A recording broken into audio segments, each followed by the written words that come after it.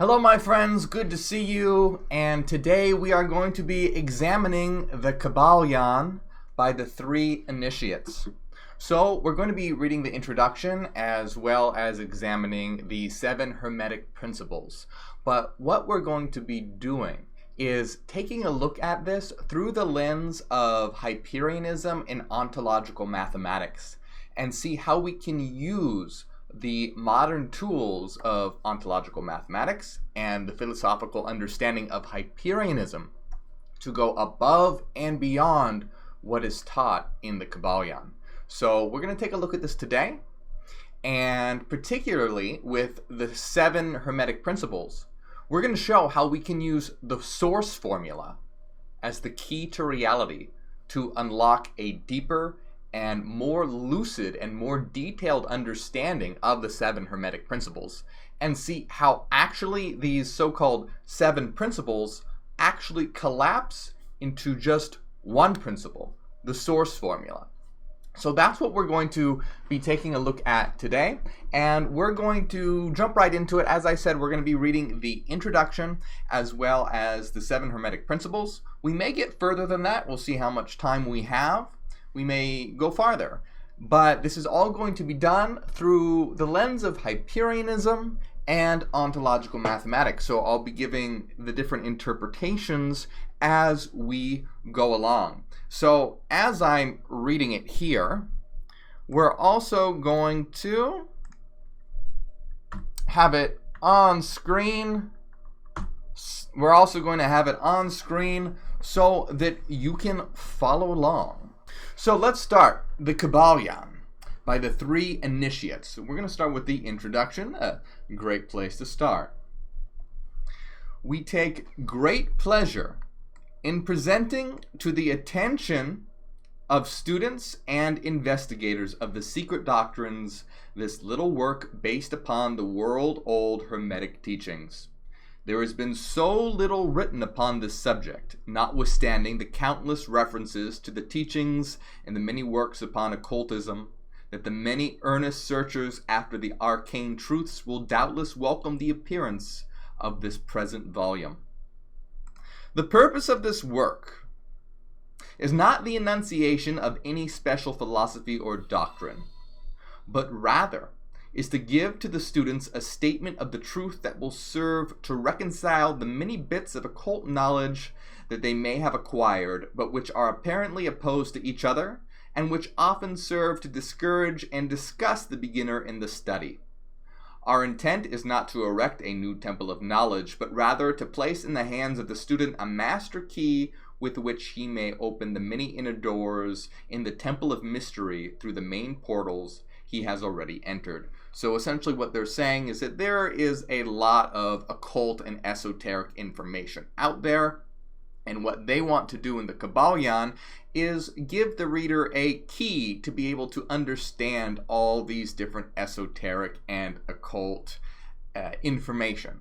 They want to sort of show the underlying theme that runs throughout all these different doctrines. There is no portion of the occult teachings possessed by the world which have been so closely guarded as the fragments of the Hermetic teachings, which have come down to us over the tens of centuries which have elapsed since the lifetime of its great founder, Hermes Trismegistus, the scribe of the gods, who dwelt in old Egypt in the days when the present race of men was in its infancy. Contemporary with Abraham, and, if the legends be true, an instructor of the venerable sage, Hermes was and is the great central sun of occultism, whose rays have served to illumine the countless teachings which have been promulgated since his lifetime. All the fundamental and basic teachings embedded in this esoteric teachings of every race may be traced back to Hermes. Even the most ancient teachings of India undoubtedly have their roots in their original Hermetic teachings.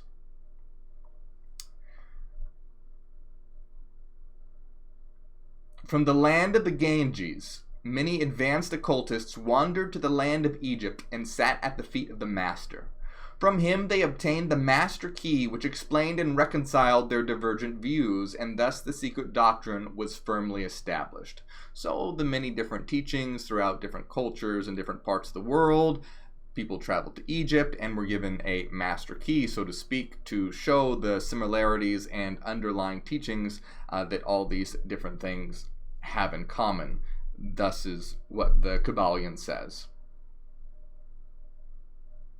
From other lands also came the learned ones, all of whom regarded Hermes as the master of masters, and his influence was so great that in spite of the many wanderings from the path on the part of the centuries of teachers in these different lands, there may still be found a certain basic resemblance and correspondence which underlies the many and often quite divergent theories entertained and taught by the occultists of these different lands today.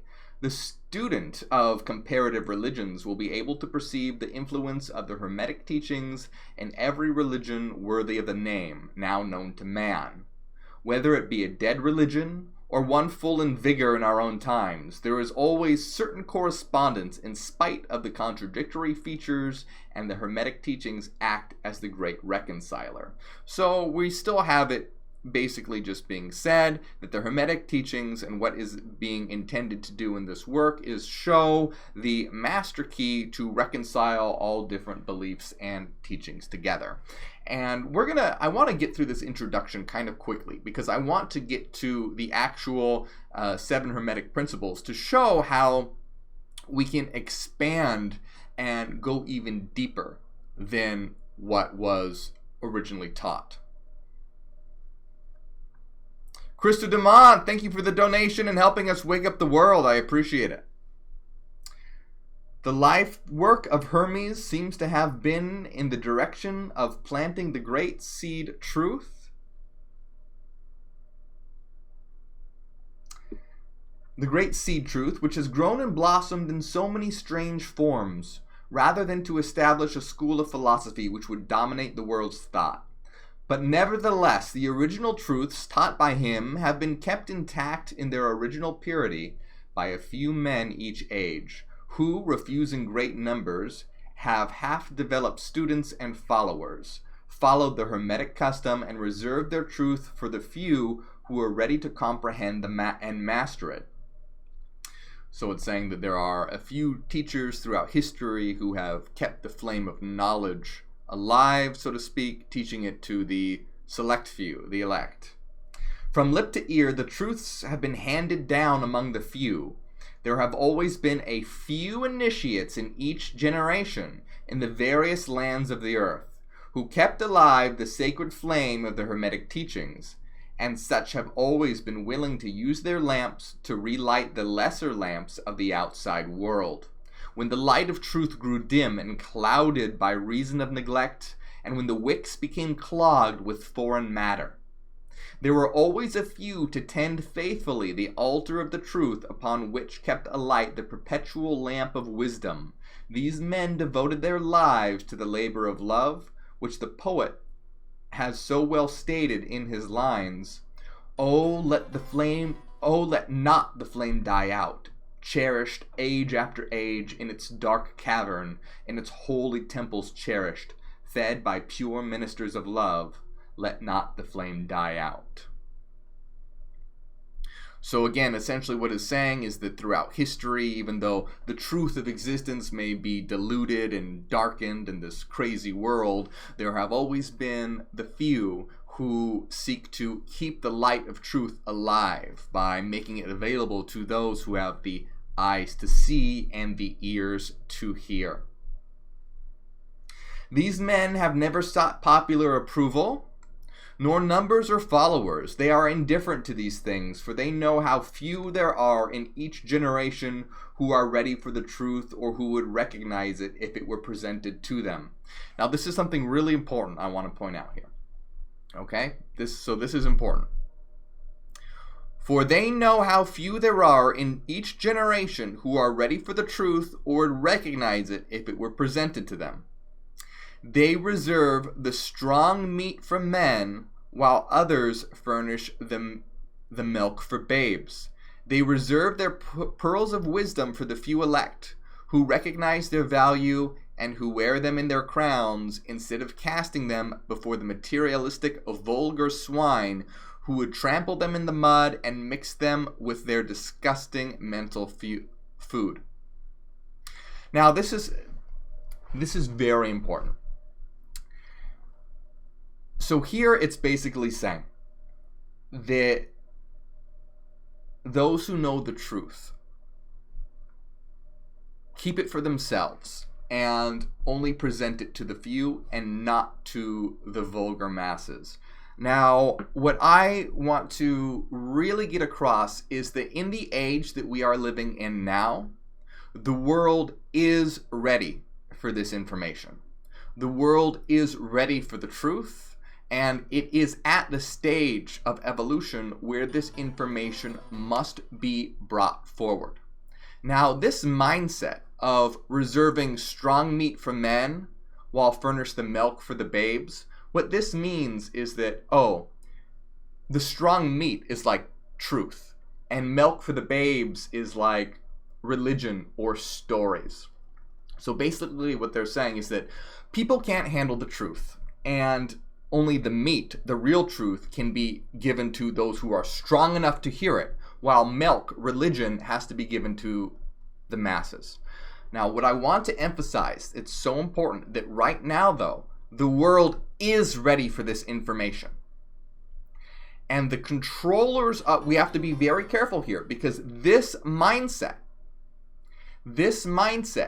of it only being given to the few is an old world order mindset. This is the mindset by the rich elite controllers of the world.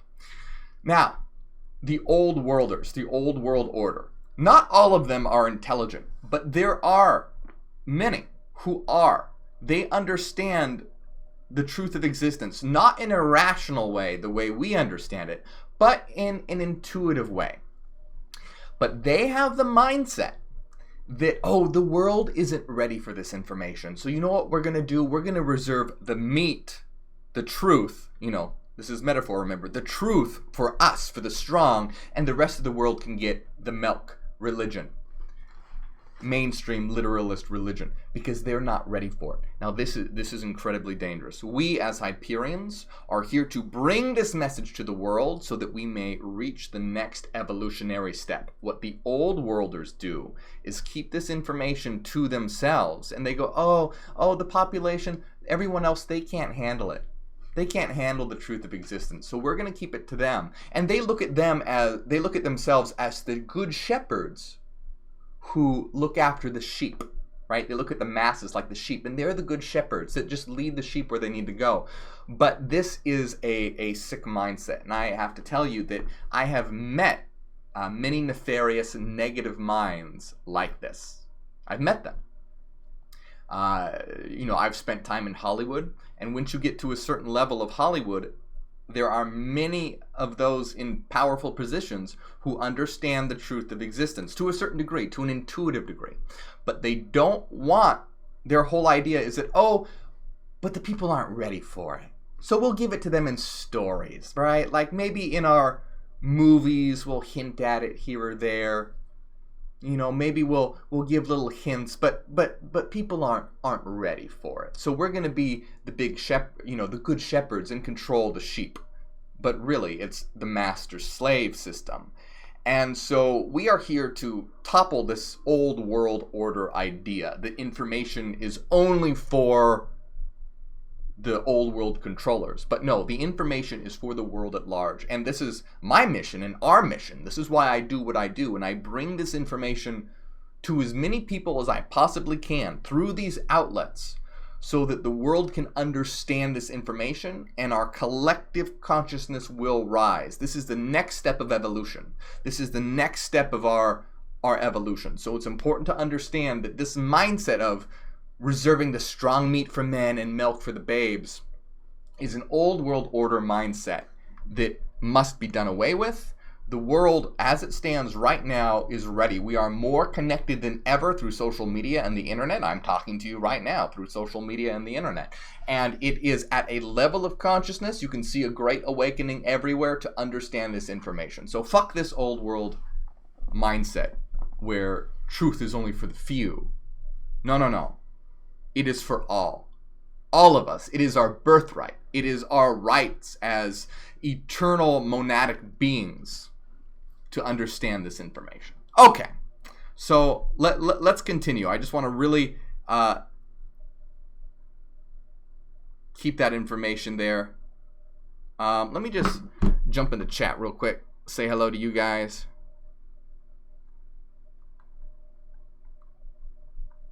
So good to see you all. Let's see. We have some people that unlocked loyalty badges.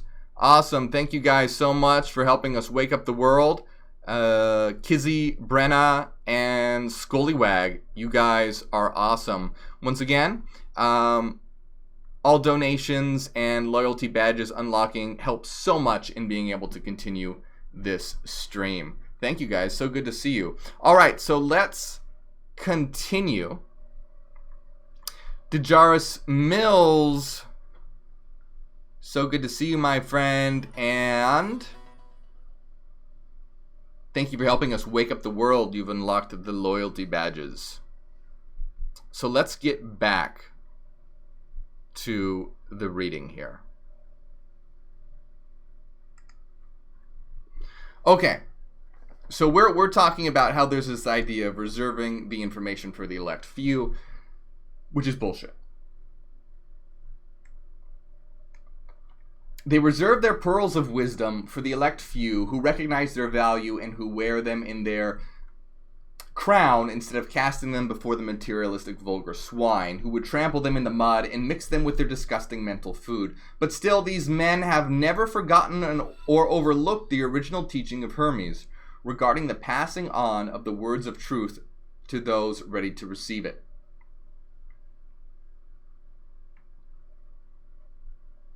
Oof J Man said, loving this information. Thank you. You're welcome, my friend. Thank you for helping us wake up the world.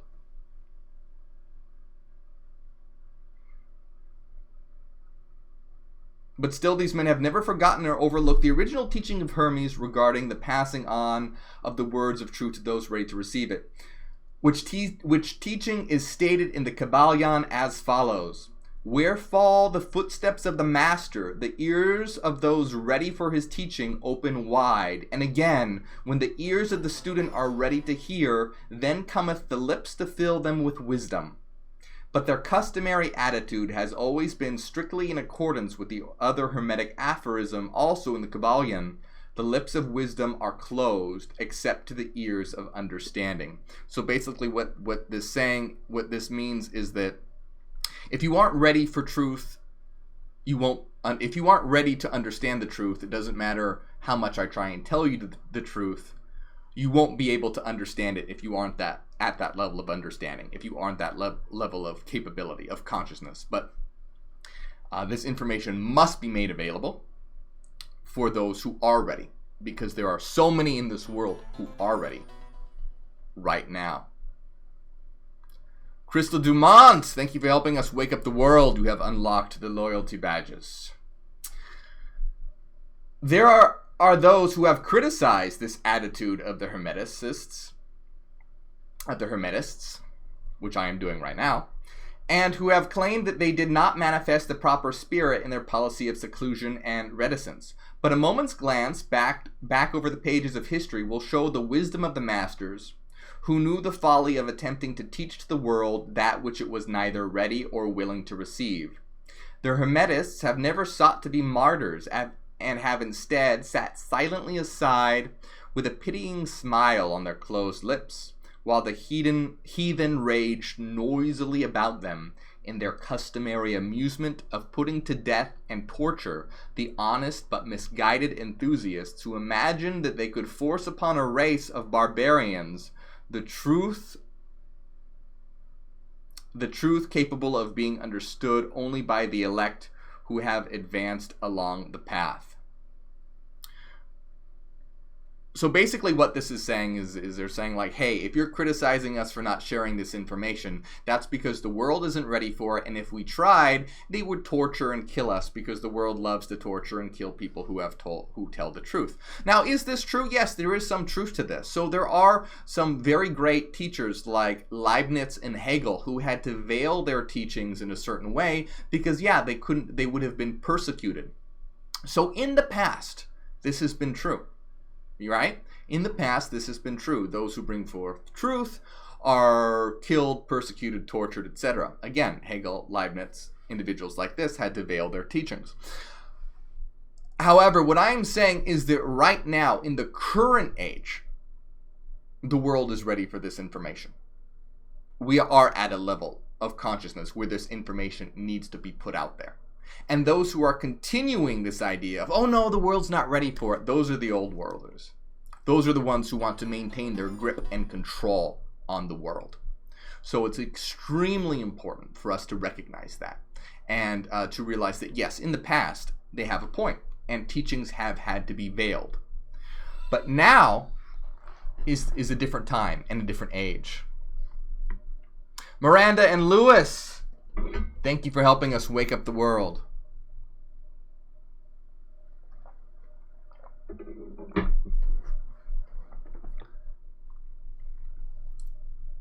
Also remember that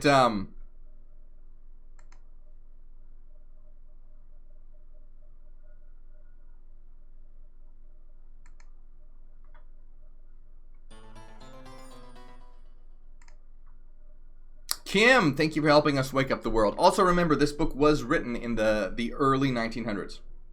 That's important to remember the time that this was written in. All right. And the spirit of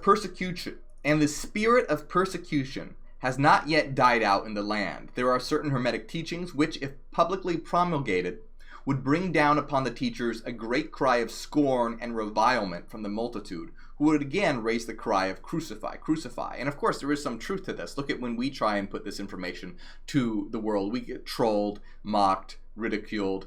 You know, I get so much hate, death threats, things like this. So, I mean, again, it's not saying there is no truth to this. I'm just very much pointing out the difference between the old world order mindset of keeping this information to themselves and others who us, the synthesized minds, who want to put this information to the world because we are ready to break from the sheep-shepherd mindset, the master-slave dialectic, and step into a new consciousness, an age of reason and an age of unity. In this little work, we have endeavored to bring you an idea of the fundamental teachings of the Kybalion, striving to give you the working principles, leaving you to apply them yourselves, rather than attempting to work out the teaching in detail. If you are a true student, you will be able to work out and apply these principles. If not, then you must develop yourself into one, for otherwise the Hermetic teachings will be as words to you. In other words, this information that's going to be brought forward, you need to be able to understand them and work them out. Work out the basic underlying idea that ties it together. If you don't, it's just going to be words. You're not going to understand it. It's not going to click. It's just going to sound like words. Embers Omega, thank you for helping us wake up the world. So let's look at chapter 1. So we're moving on to chapter 1. And then after the chapter 1, we're going to get to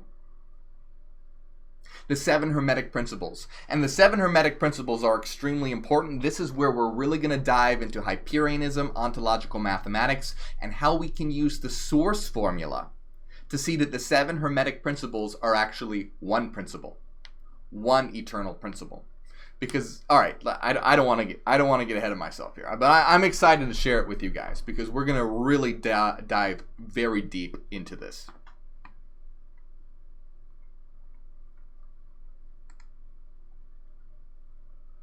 The lips. End times. Thank you so much. You're awesome, my friend. Thank you for helping us wake up the world.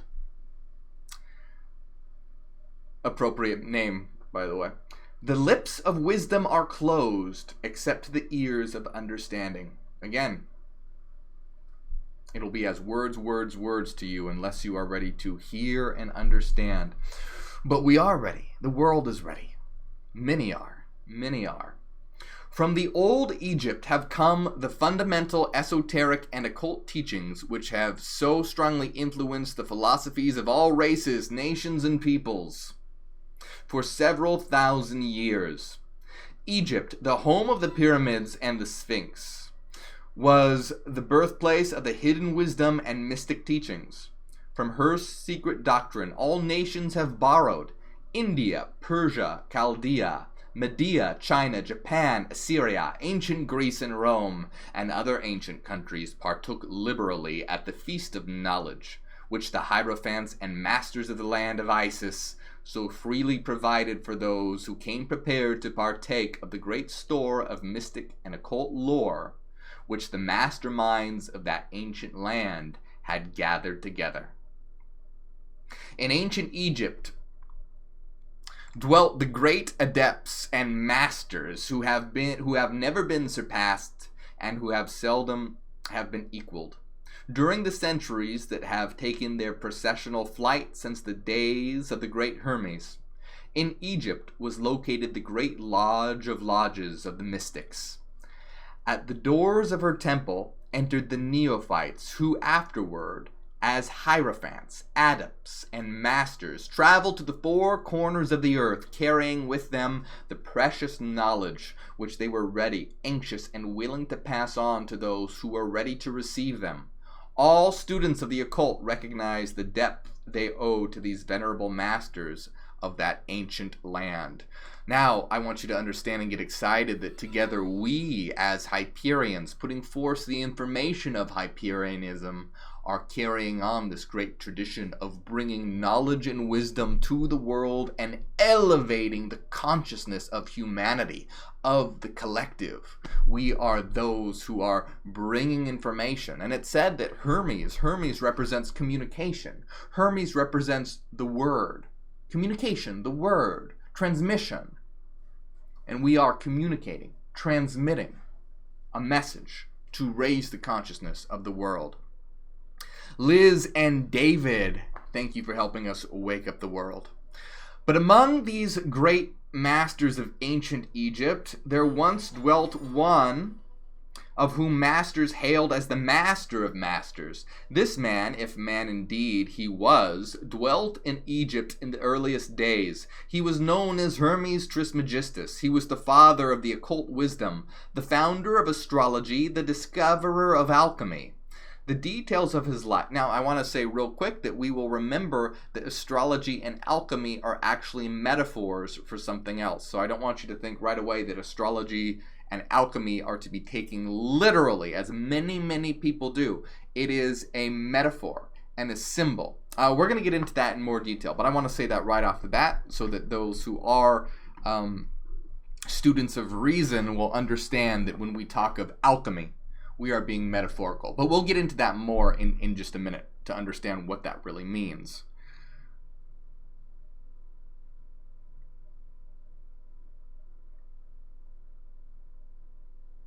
The details of his life story are lost to history, owing to the lapse of the years, though several of the ancient countries disputed with each other in their claims to the honor of having furnished his birthplace, and this thousands of years ago.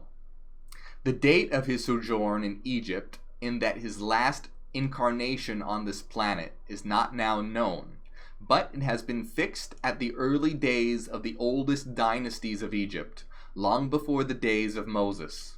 The best authorities regard him as a contemporary of Abraham, and some of the Jewish traditions go so far as to claim that Abraham acquired a portion of his mystic knowledge from Hermes himself.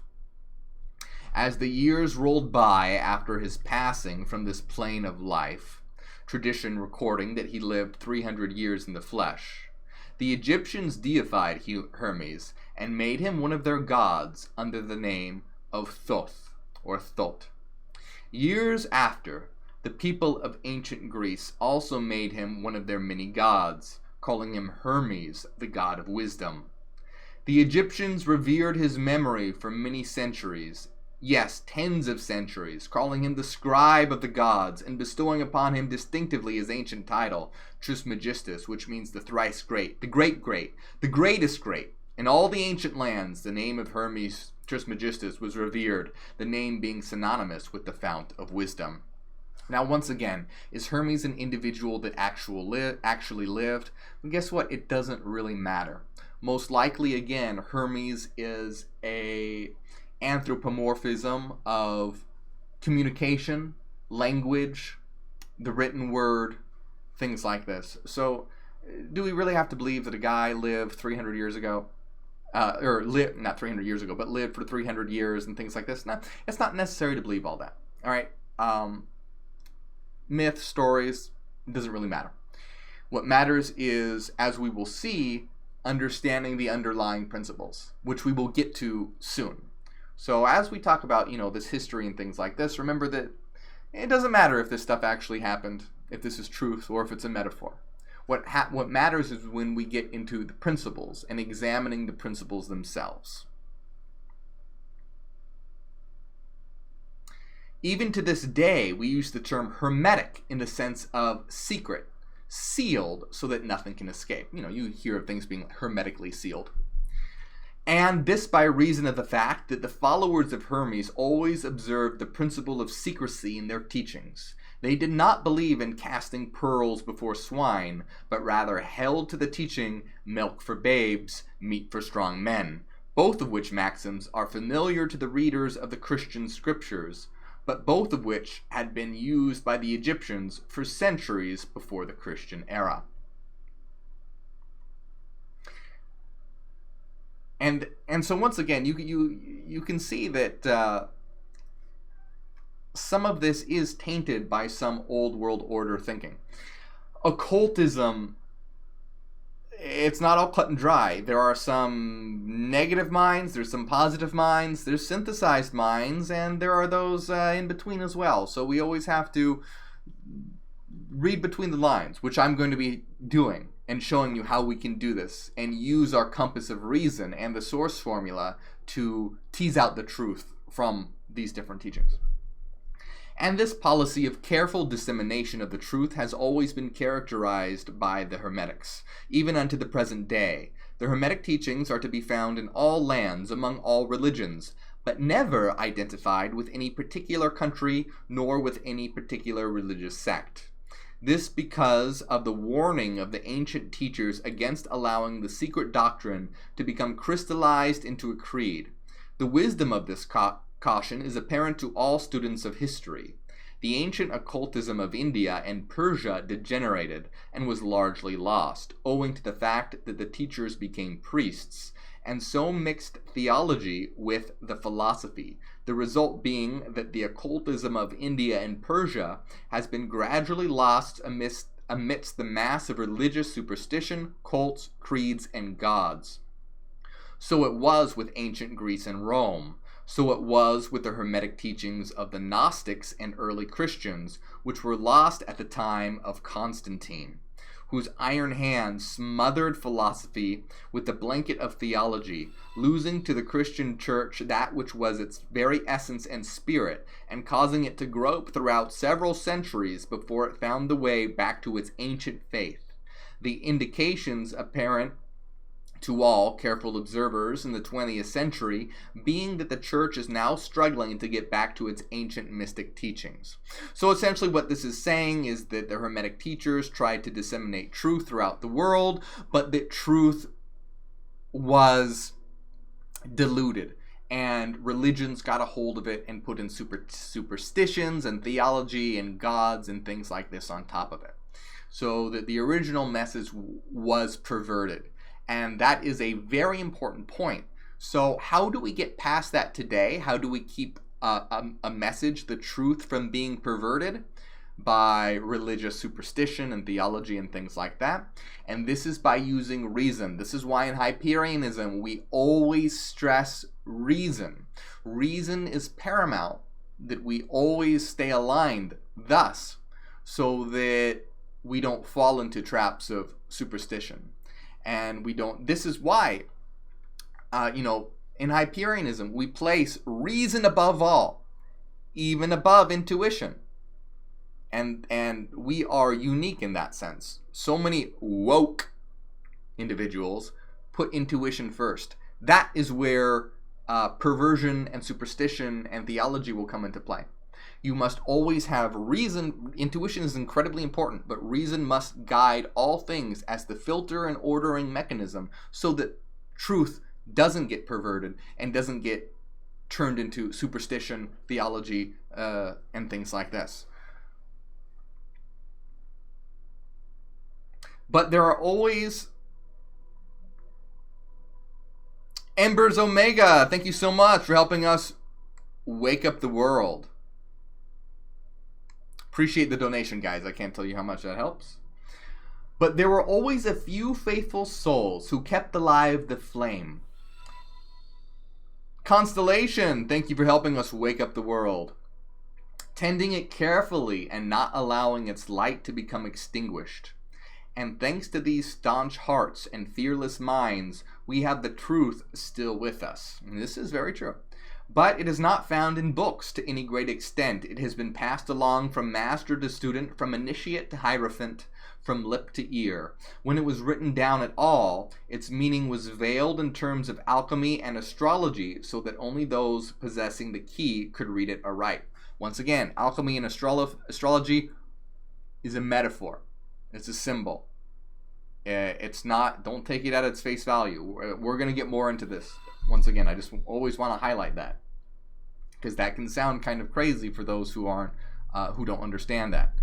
Lewis Holmes donated $50. My God, you are amazing, my friend. Thank you so much for helping us wake up the world. We get a color change because of you. Do we? Maybe? Yes, we do. Thank you, my friend. You are awesome. Big shout out. Okay.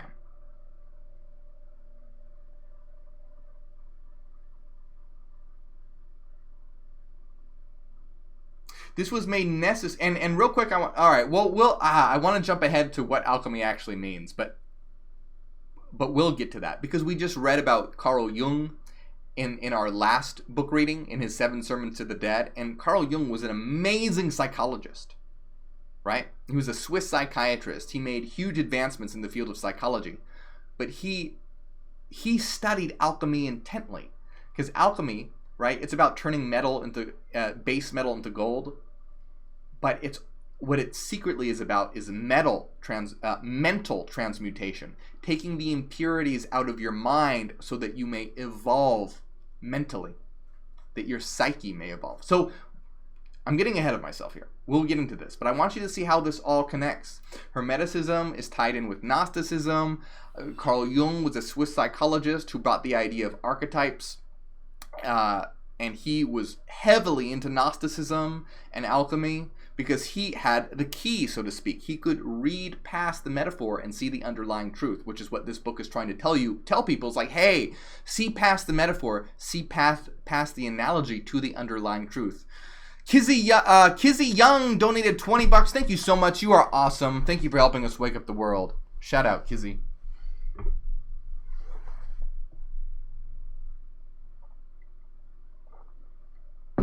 And Kizzy said, much love. Much love to you as well. Okay. So where are we here? I got sidetracked with the whole alchemy thing. This was made necessary in order to avoid the persecutions of the theologians of the Middle Ages. Again, yes, it is true. These ideas had to be communicated in terms of alchemy, so it was like a secret code. Because if these messages were intercepted by the church trying to persecute people, it would just seem like, a manual on how to mess with the elements. Instead of what it was actually about, which was about transmutation of the mind, evolution, which was heretical back then, because you were saying that you could evolve into a higher being rather than, submitting to a god. So it had to be transmitted through metaphor.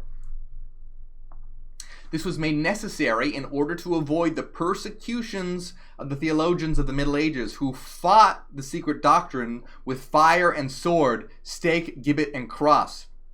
Even to this day, there will be found but few reliable books on the Hermetic philosophy, although there are countless references to it in many books written on the various phases of occultism. Remember, Gnosticism and Hermeticism are extremely, extremely similar. And yet the Hermetic philosophy is the only master key which will open all the doors of the occult teachings.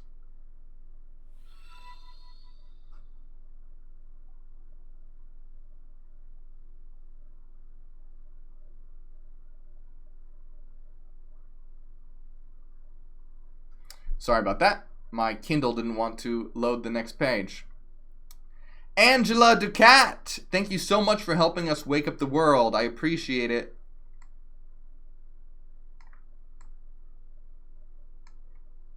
In the early days, there was a compilation of, and I gotta tell you guys, stick with me till we get to the 7 Hermetic Principles, which is coming up very soon, because this is when we're really gonna crack into how we can understand these underlying principles with ontological mathematics, Hyperianism, and the source formula. All right, this is going to be good. I'm excited. I'm very excited.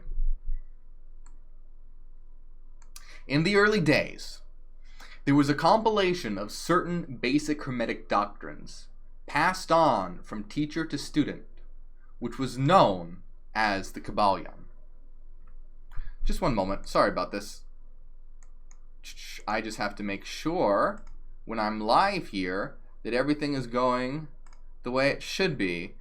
And I haven't checked in a moment, and I just want to check. Yes, it is. Okay, hooray. We're cooking. We're back in business. Let's get to it.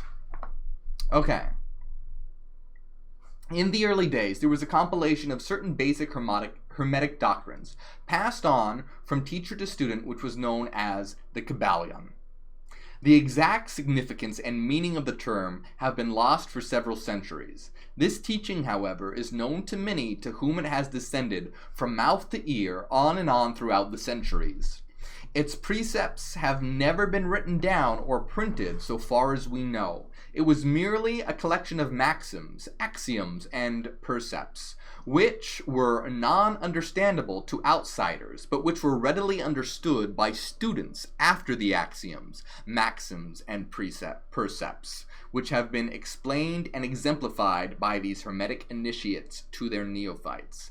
These teachings really constituted the basic principles of the art of Hermetic alchemy, which, here we go, okay, here we go. These teachings really constituted the basic principles of the art of Hermetic alchemy, which, contrary to the general belief, dealt in the mastery of mental forces rather than material elements. The transmutation of one kind of mental vibration into others instead of changing of one kind of metal into another. The legend of the Philosopher's Stone, which would turn base metal into gold, was an allegory relating to Hermetic philosophy readily understood by all true students of Hermeticism. So once again, the true hidden teaching of alchemy isn't about turning, bronze into silver, then into gold, but is about, in alchemy, what it was saying is that you'd get a very shitty form of metal, and you would remove its impurities and be able to transform it into higher grades of metal, from bronze and silver to gold. But what this was really about was a veiled teaching about mental evolution. You would start off at a certain level of mental evolution, and by gaining knowledge and understanding, removing impurities such as bullshit beliefs and psychological hang-ups, you would evolve. Carl Jung understood this.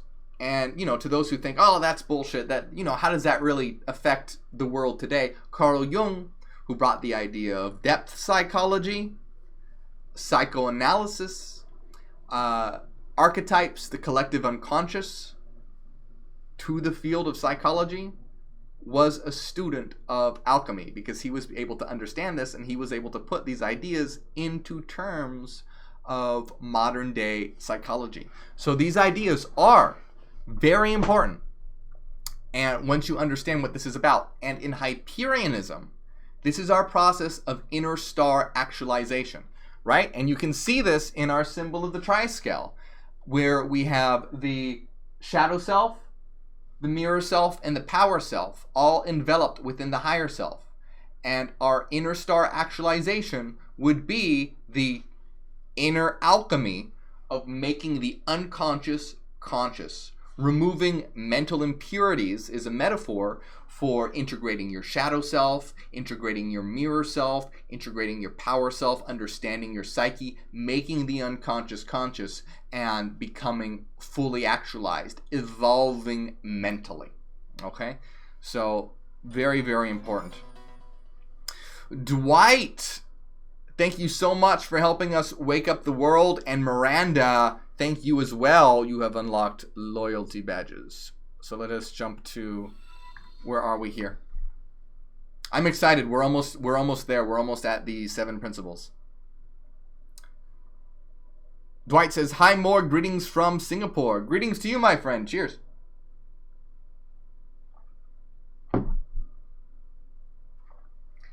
In this little book, of which is the first lesson, we invite our students to examine into the Hermetic teachings set forth in the Kybalion, and as explained by ourselves, humble students of the teachings, who, while bearing the title of initiates, are still students at the feet of Hermes, the Master. We herein give you many of the maxims, axioms, and precepts of the Kybalion, accompanied by explanations and illustrations which we deem likely to render the teachings more easily comprehended by the modern student, particularly as the original text is purposely veiled in obscure terms. The original maxims, axioms, and precepts of the Kybalion are printed herein in italics, the proper credit being given. Our own work is printed in the regular way in the body of the work. We trust that the many students to whom we now offer this little work will derive as much benefit from the study of its pages as have the many who have gone on before, treading the same path to mastery throughout the centuries that have passed since the time of Hermes Trismegistus, the master of masters, the great great. In the words of the Kybalion, "Where fall the footsteps of the master, the ears of those ready for his teachings open wide. When the ears of the student are ready to hear, then cometh the lips to fill them with wisdom. So that, according to the teachings, the passage of this book to those ready for the instruction will attract the attention of such as are prepared to receive the teaching. And likewise, when the pupil is ready to receive the truth, then will this little book come to him or her. Such is the law. The Hermetic Principle of cause and effect in its aspect of the law of attraction will bring lips and ears together, pupil and book in company, so mote it be." And here we jump into the 7 Hermetic Principles. Now,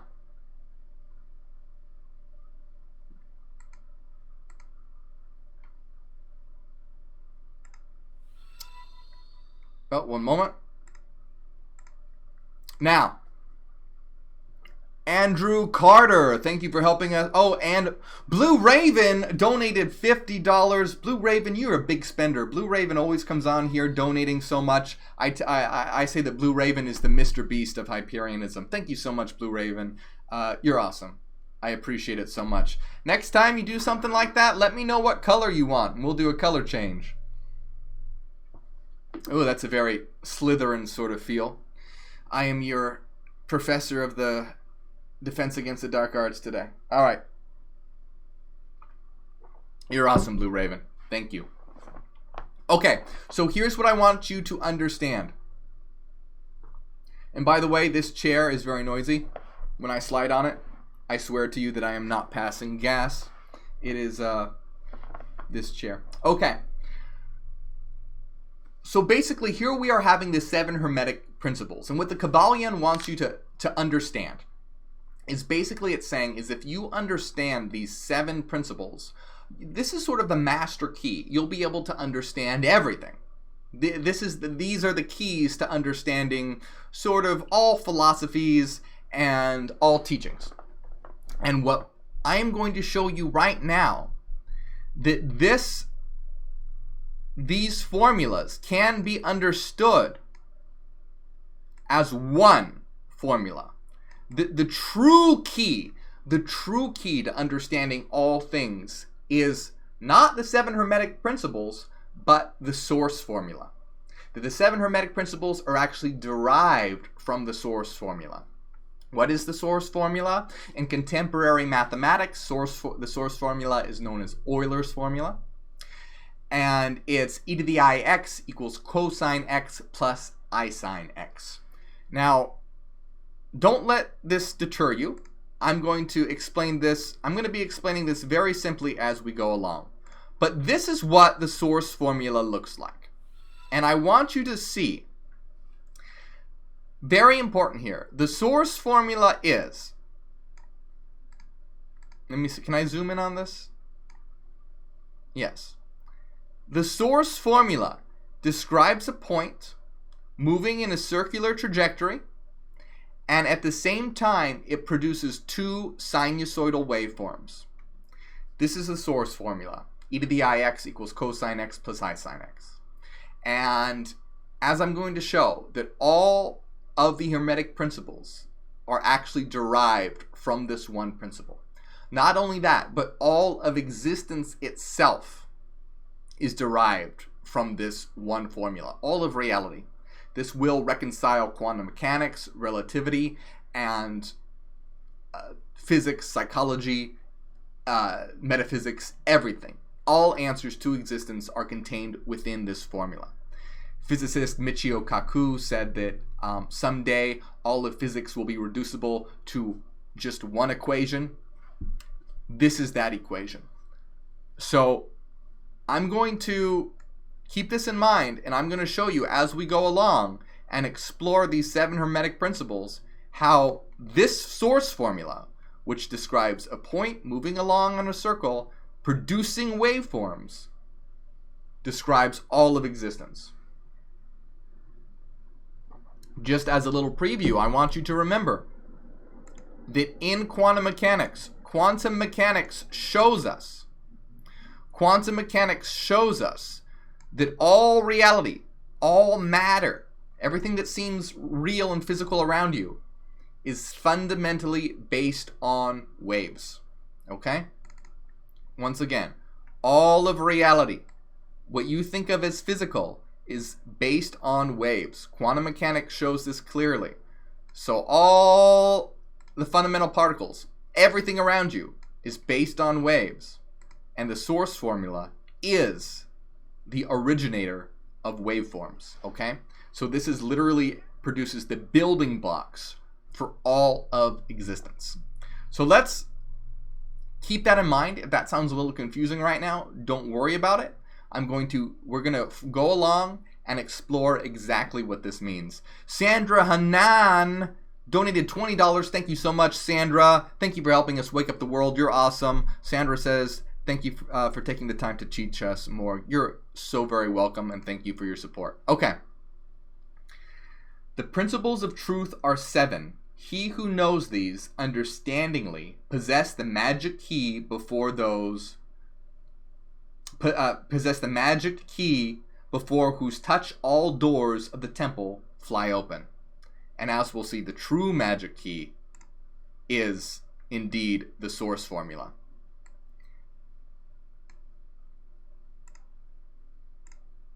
So the 7 Hermetic Principles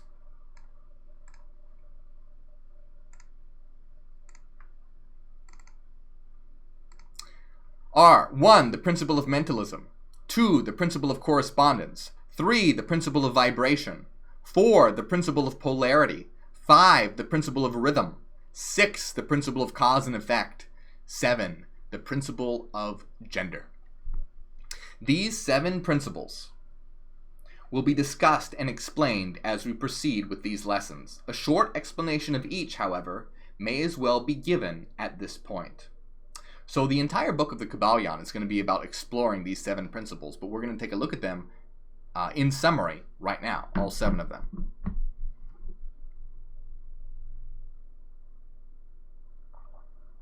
I'm excited, can you tell? This is the key to reality, my friends. You should be excited too. 1. The principle of mentalism. The all is mind. The universe is mental. This is not a physical reality. This is a mental reality. This principle embodies the truth that all is mind. It explains the all, which is the substantial reality underlying all the outward manifestations and appearances which we know under the terms of the material universe, the phenomena of life, matter, energy, and in short, all that is apparent to our material senses. Excuse me. So it's saying that all of reality is mind, and that mind produces the so-called physical world and what we view with our senses. You can get a sneak peek of what I was just showing you, how waves are fundamental to matter, right? Okay, so all of reality is mental and produces the illusion of the material.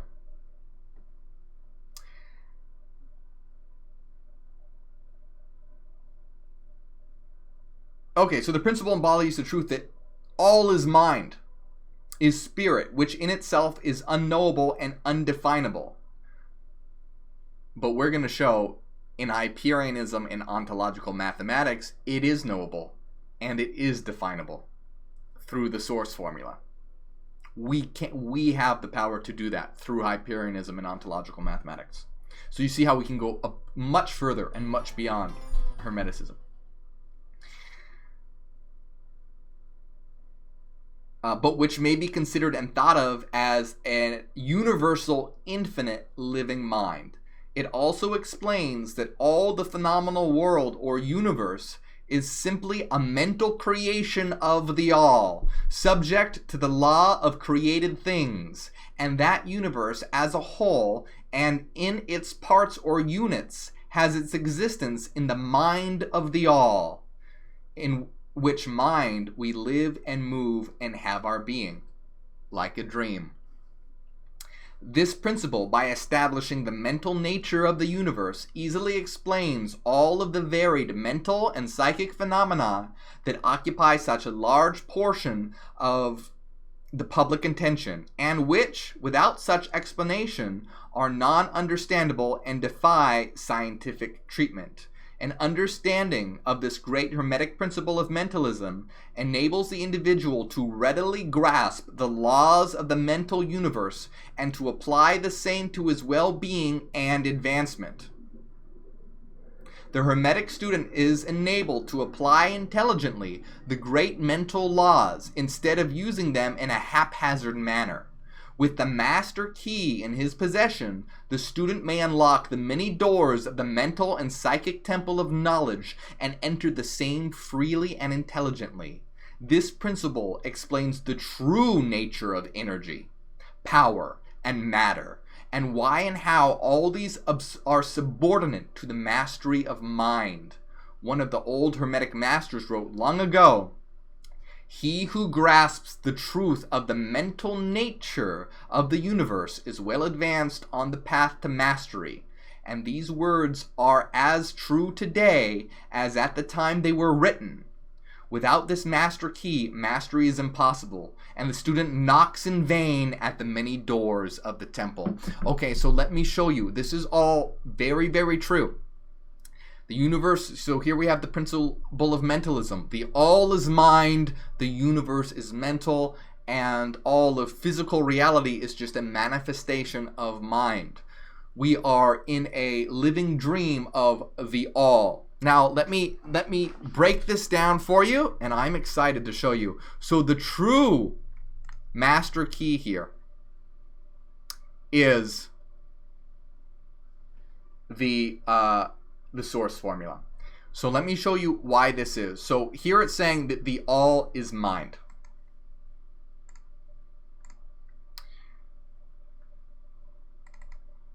Let me show you how this relates to the source formula. Now take a look at this graphic here. It's the same thing. We have a circle and the wave that it produces. You can see how as the point travels along the circle, it traces out a wave, okay? Now, you can see what is the shaded area. What this shaded area is showing you is that if you add up the result of the thing in its entirety, right? What is the result of the circle in its entirety and the wave in its entirety? The result is 0. The source formula, this circle and the waves that it produces are mathematically equivalent to 0. This means that it is 0-dimensional. What is 0-dimensional? Mind. 0 dimensions means it has no height, length, or width, right? You can't measure it with a ruler. It has no extension, no height, length, or width, right? It has none. It is 0-dimensional, right? And think about where your mind, like, can you measure, think about something right now. Can you measure it with a ruler? No. Where is your mind? Where is it located? How long is it? How tall is it? You can't measure it. That's because mind is 0-dimensional. So the source formula shows waves being produced, and these waves are mental waves. Why are these waves mental waves? These waves are mental waves because they are 0-dimensional. Their total mathematical net result is 0. Okay? These are waves of mind. So here we have the source formula, which describes waves of mind. Okay? Now, what I also want you to understand here is that we don't just have, it's not like all reality, there's just one, right? Because they're equal to 0, we can have a myriad of them. So there are a near infinite number of these mental waves. So what can we do with these mental waves? Well,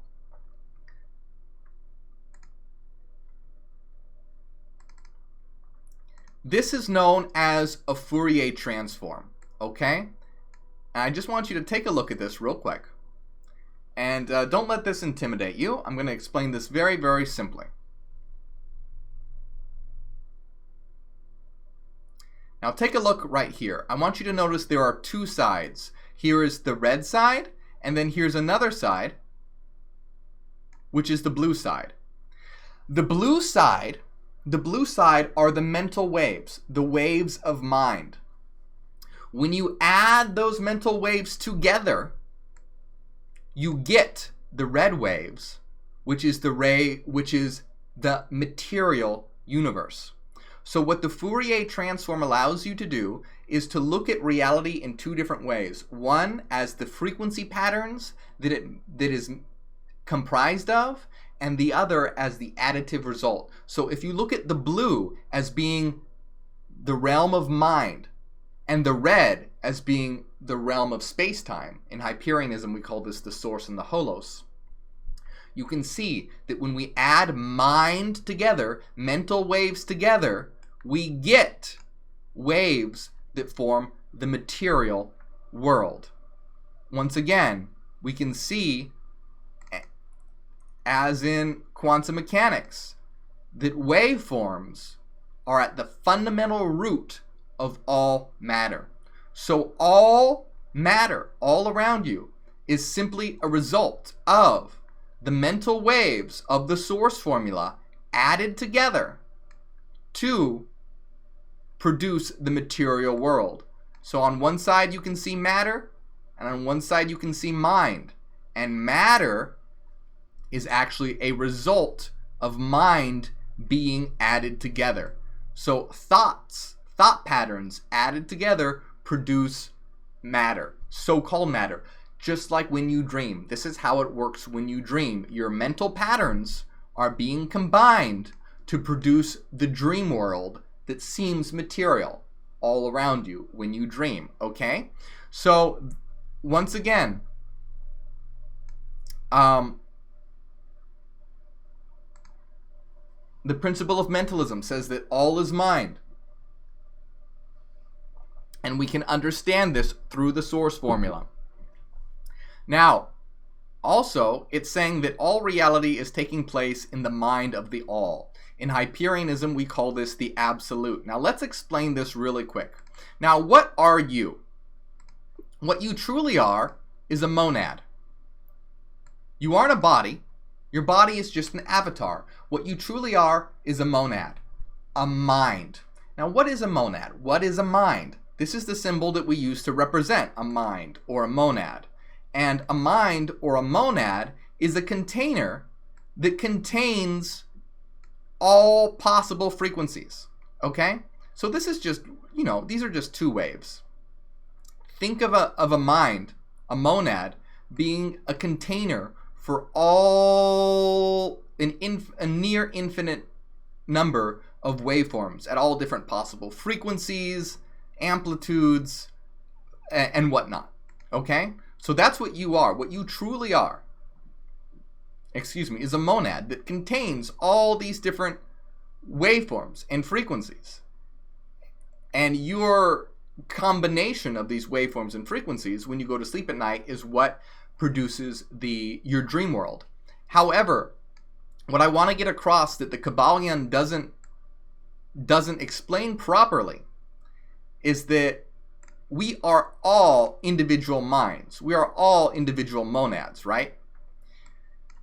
What they're calling the all or the absolute is actually this, which is a circle of circles, right? I want you to imagine each one of those being an individual mind, an individual monad. So this is the absolute. The absolute is the collective. It's all of us together. You can see that we are all individuals. We're all individual minds, right? That's never going to be untrue. We are always eternal individual minds. We don't dissolve into an undifferentiated oneness. The one, the all, the absolute is the collective of all minds that are working together in harmony and coming to self-knowledge. So this is all reality. This is the all. This is the absolute, which is made up of individual monads, which is a container for a near infinite number of frequency patterns. All right? This is all based on this one formula, the source formula. So the material world that we exist in right now is the additive result of all the mental frequencies of all the minds in existence. This world that we exist in right now is a manifestation of the additive result of all the waveforms, of all the frequency patterns, of all the minds in existence. So, the world is mental. It is not a material world. We are minds. The absolute are all minds taken together. This material world is our collective dream formed from all the sinusoidal waveforms contained within individual monads interacting together. All right. So, do you see the power of ontological mathematics? Do you see the power of Hyperianism? Because so far in the Kybalion, it's intuitive, like it sounds good, but we can show this mathematically. We can show this precisely. We can show how it fits in with quantum mechanics. We can show how it is deductively and necessary true. We can define a mind as being zero-dimensional waveforms. We have the equations for these things, and we can have reason and logic above all. And it also shows that the one mind, the all, is not a one undifferentiated oneness, but is instead a collective of individual minds. And I want to hit that home because the Kybalion doesn't touch upon this. It is a collective of individual minds. Hannah Durga, thank you so much for helping us wake up the world. Hannah Durga says, thank you for this. Thank you for this. You're welcome. I'm glad you're enjoying it. Okay, so that was great. Let's move on. Let's move on to the second, the principle of correspondence. As above, so below. As below, so above. Let me start up my Kindle again because my Kindle decided to shut down while I was explaining that.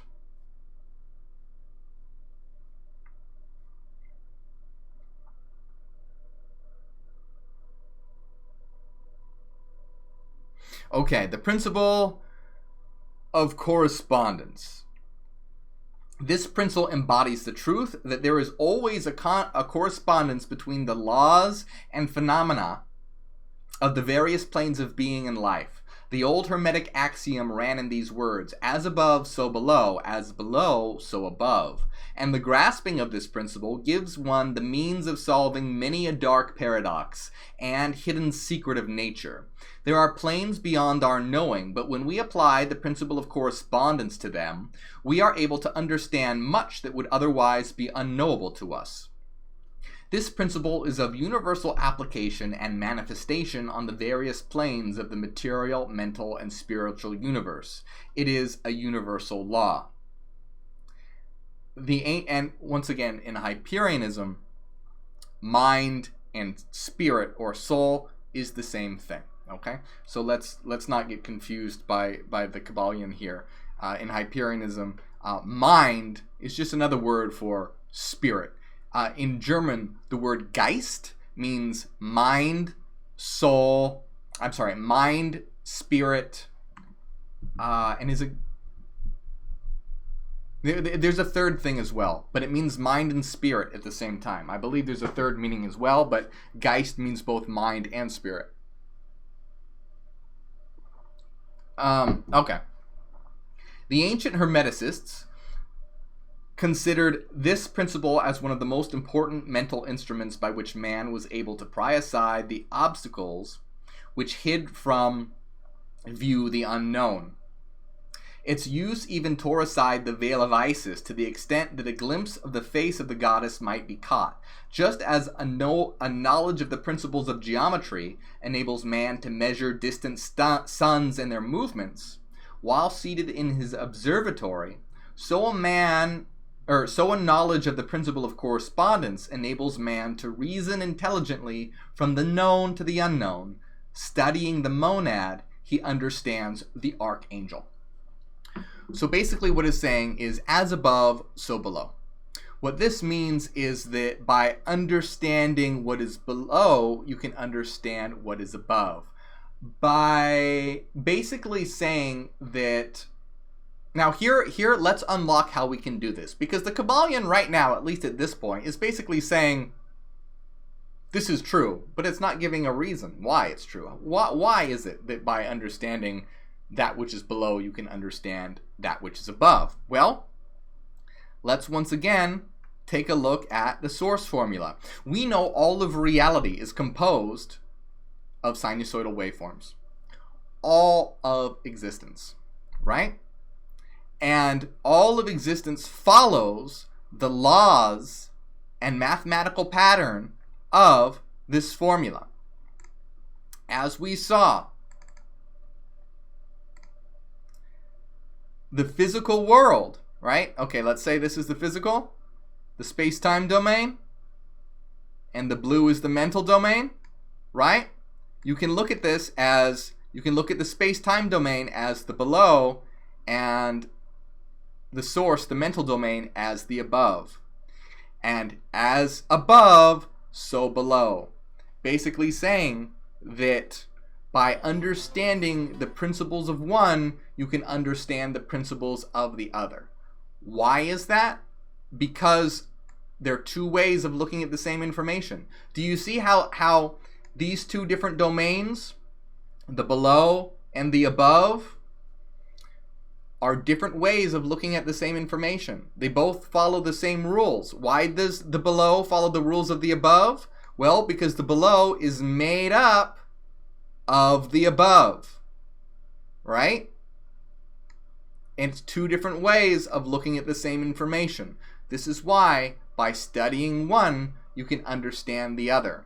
And what we want to do is, in Hyperianism and Ontological Mathematics, we want to study the above, not so much the below. Why?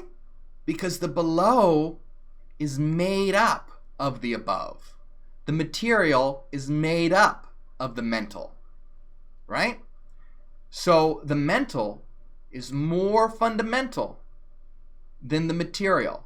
The material follows the rules of the mental because the material is made up of the mental. So we want to get to base reality. We want to get to root to reality. When you want to understand the fundamental nature of existence, you want to get to this base fundamental portion of reality. Because guess what? You can make some mistakes if you're only looking at this side. What if you are only, I'm going to use a real silly example, but you know, what if you were looking at this side and you were like, oh, reality is clearly a square wave, right? It goes up, over, down, up, over, down. Reality is clearly a square wave. But really, if you were to look at it and break it down, no. Is it really a square wave? Nope. It's these sinusoidal waves that, when added together, form a square wave. So you can make a lot of mistakes if you look at reality from the wrong side of the coin. And this is what empirical materialist science does. They are looking at the wrong side of the coin. They are looking at the material side, and this is why all this confusion happens and why quantum mechanics baffles them so much. Because they're like, holy shit, we don't understand this. It seems like, why does it seem like reality is made of waveforms, quantum physicists say. Well, that's because you're looking at things from the material perspective. If you were to look at things from the mental perspective, it would not be surprising that reality is made from waveforms. It would be obvious. It's just that you're looking at things from the wrong perspective. So yes, as above, so below, because they both, remember, it's the principle of correspondence. One corresponds to the other. But in Hyperianism and Ontological Mathematics, we know that one is more fundamental than the other. So let's move on here to the principle of vibration.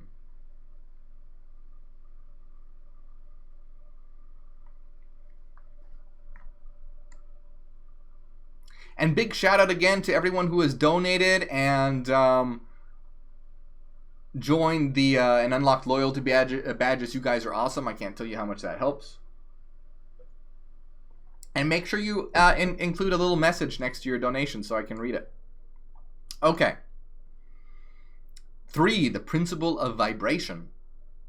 Nothing rests, everything moves, everything vibrates. The Kybalion.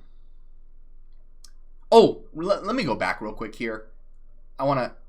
Jules Mack, thank you so much for helping us wake up the world. Jules says, what does Jules say? Thanks for breaking this great book down, Morgue. Really enjoying this. I'm glad you're enjoying it, Jules. I wanted to touch upon one thing. Studying the monad, he understands the Ark Angel. So by Ark Angel, what do we mean here? By Ark Angel, we don't think of a being with wings, floating around with a harp. Ark Angel means a highly evolved mind. So basically, by studying the monad,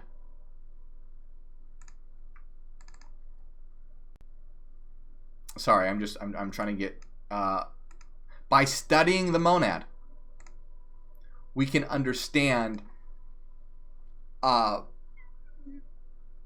entities, what they're referring to as archangels. Because what are higher entities? They're monads as well. They're just more evolved. They're at a different level of evolution, right? A monad of a certain evolution will link to an avatar of an animal. A monad of a higher evolution will link to a monad of a human being. Some monads don't link to avatars within the holos at all. So by understanding the monad, which is a collection of frequency patterns, the source formula, we can understand all levels of existence.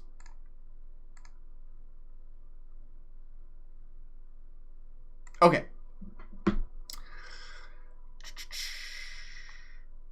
I just want to touch on that real quick so that people would understand what is meant by Ark Angel. We mean higher, highly evolved beings. Highly evolved beings.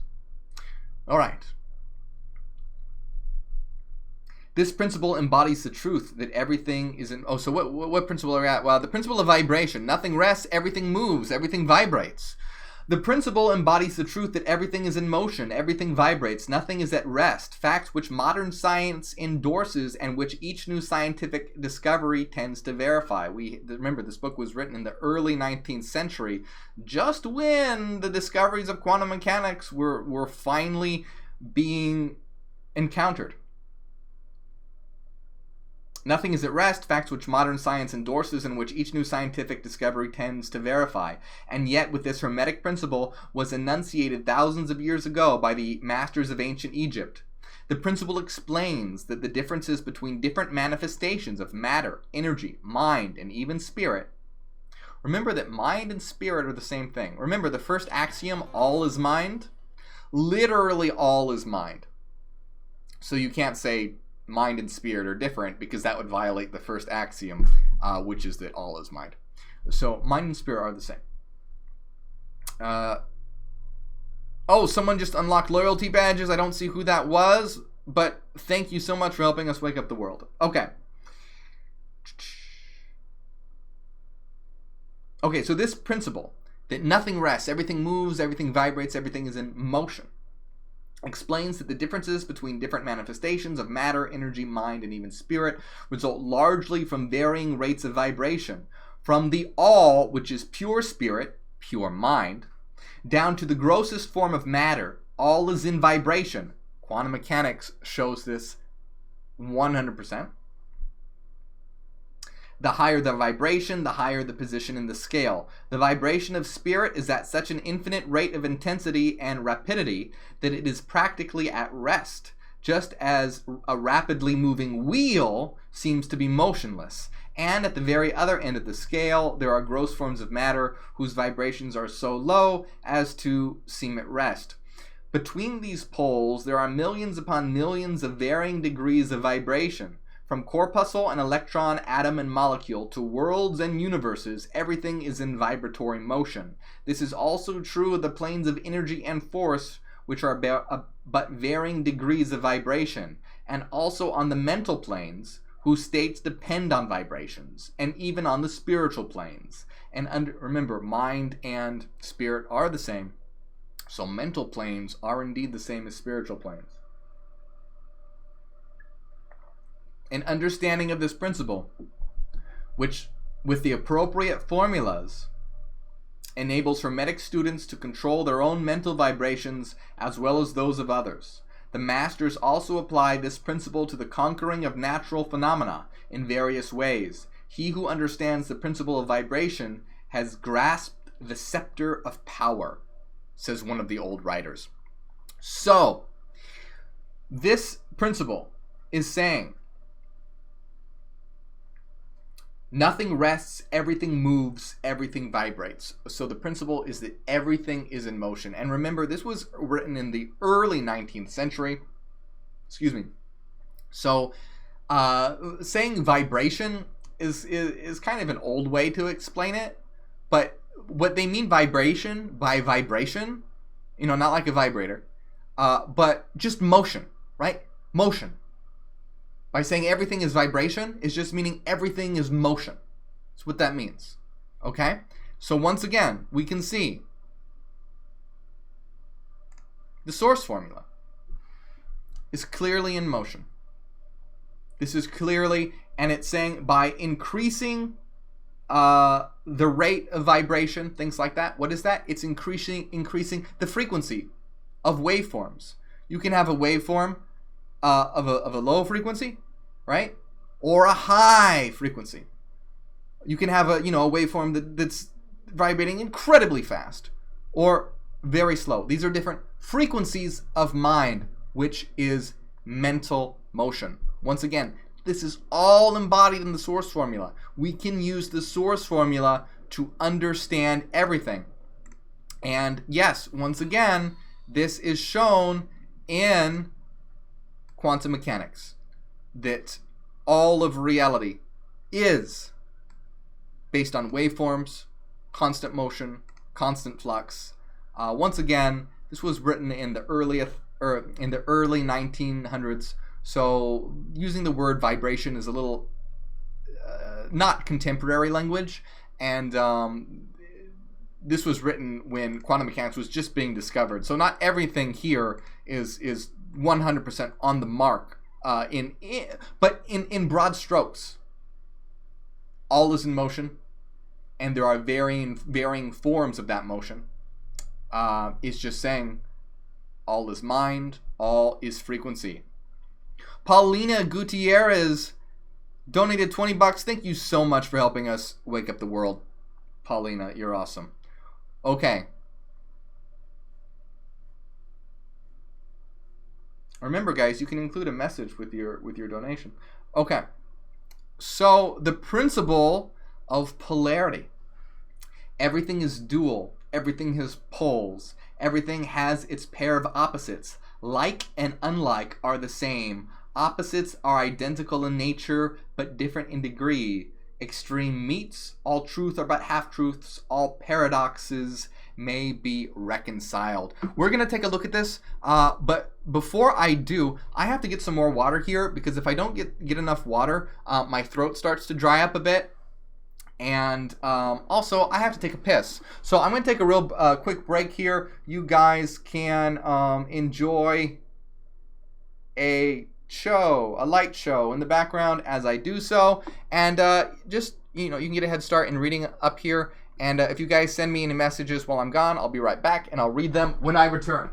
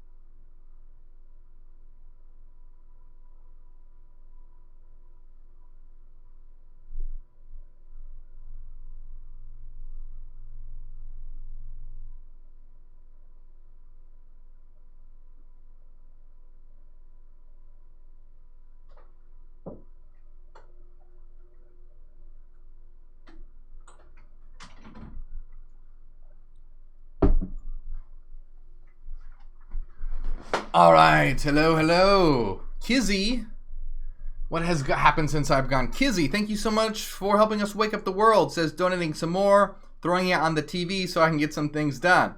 I'm on TV. I'm a star. All right, let's get this back. Let's get this back to our classic red. No, stop with the color change. And so I'm excited here. We're jumping into the principle of polarity now. Okay? So the principle is the fourth Hermetic principle, and I really want you to see, look at how we are deriving all these principles from the source formula. All right? All these, principles are from the source formula and are not only that, but the source formula shows in so much more detail how this can be understood logically, mathematically, and rationally. Because some of these things might be like, oh yeah, this seems like a good idea, but how do we know it's true? We can know that it's true deductively, certainly, and mathematically. And we can understand some of the things that an individual might make a mistake about, which we will see that there are some mistakes made, such as, the difference between mind and spirit. There is no difference. That we are all thoughts in the mind of the all. Well, true, but the absolute, the absolute is us all acting together as one. We don't dissolve into a oneness. Anyway, this is the power of Hyperianism. This is the power of ontological mathematics. It is the true master key to all of reality based on logic, reason, and mathematics. It is the future. We are the next evolutionary step as we step into a new world of understanding and consciousness. Angela Ducat, thank you for helping us wake up the world. You have unlocked loyalty badges. Okay. So the principle of polarity, number 4. Everything is dual, everything has poles, everything has its pair of opposites. Like and unlike are the same, opposites are identical in nature but different in degree. Extremes meet, all truths are but half-truths, all paradoxes may be reconciled. This principle embodies the truth that everything is dual, everything has two poles, everything has its pair of opposites, all of which were old Hermetic axioms. It explains the old paradoxes and that have perplexed so many, which have been stated as follows. Thesis and antithesis are identical in nature, but different in degree. Just so you know, by the way, our symbol has many meanings. One of its meanings is thesis, antithesis, and synthesis, apparent opposites being combined into a higher concept. Okay, little aside there, but nonetheless. Okay. Opposites are the same, differing only in degree. The pairs of opposites may be reconciled. Extremes meet. Everything is and isn't at the same time. All truths are but half-truths. Every truth is half-false, etc. There are two sides to everything, etc., etc. It explains in that everything that there are two poles or opposite aspects, and that opposites are really only the two extremes of the same thing, with many varying degrees between them. To illustrate heat and cold, although opposites are really the same thing, the differences constituting merely of degrees of the same. Look at your thermometer and see if you can discover where heat terminates and cold begins. There is no such thing as absolute heat or absolute cold. The two terms heat and cold simply indicate varying degrees of the same thing. And that same thing, which manifests as heat and cold, is merely a form, variety, and rate of vibration. So heat and cold are simply the true poles of that which we call heat, and the phenomena attendant thereupon are manifestations of the principle of polarity.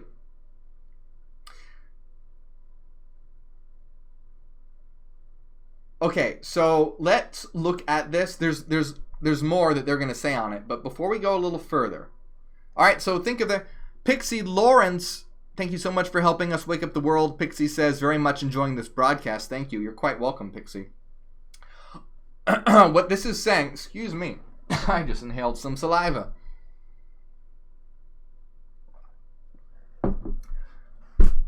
Okay, so, it's saying there are no true opposites. Opposites are just varying degrees of the same thing. They're saying, look at your thermometer. Look at hot and cold. Well, where does heat stop and cold begin? Right? It's a varying degree. And this is an important difference between duality and polarity. So duality says that there are two different things, right? Good and bad. Hot and cold, light and dark, or whatever. Polarity is different. It says you think of a spectrum, and they are two poles on the end of a spectrum. But let's look and see how we can understand this, right? Because we say that everything can be understood. Everything can be understood through the source formula. And here we have the source formula. So how can we reconcile this? Well, let's take a look. Let's just take a look at one of the waves here. Okay? So wait, let's just read what this says here. It explains that in everything there are two poles or opposite aspects, and that opposites are really only two extremes of the same thing.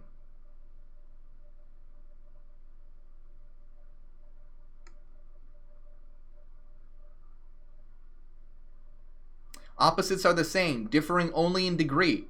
The pairs of opposites may be reconciled. Extremes meet. Okay, so let's take a look at this.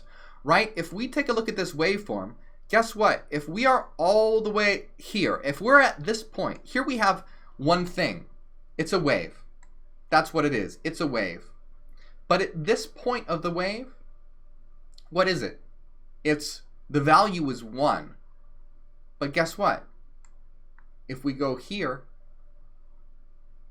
what's the value? The value is -1. So you can see that contained within the source formula, that which we say is the fundamental building blocks of all existence, all of reality, the mental waves of mind that consist of everything around you. Here we have the principle of polarity. It says opposites are the same thing, differing only in degree. It's the same thing. It's a mental wave. Opposites are contained within it.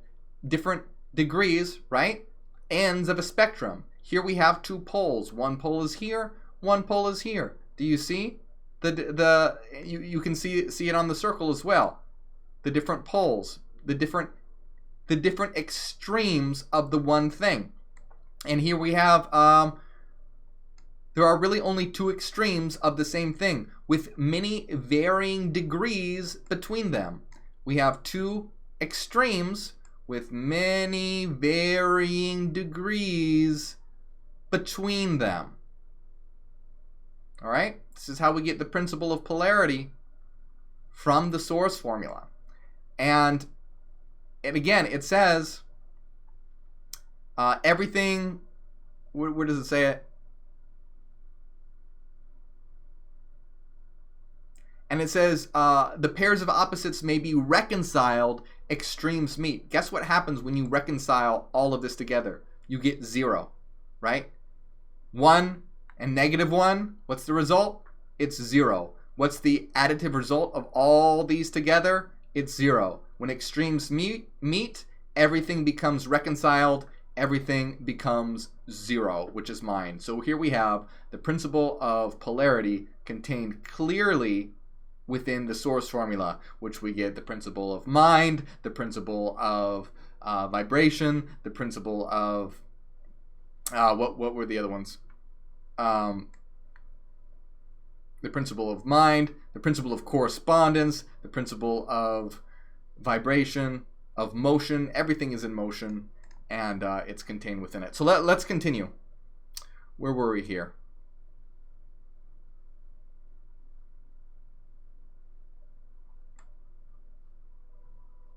The principle, where are we?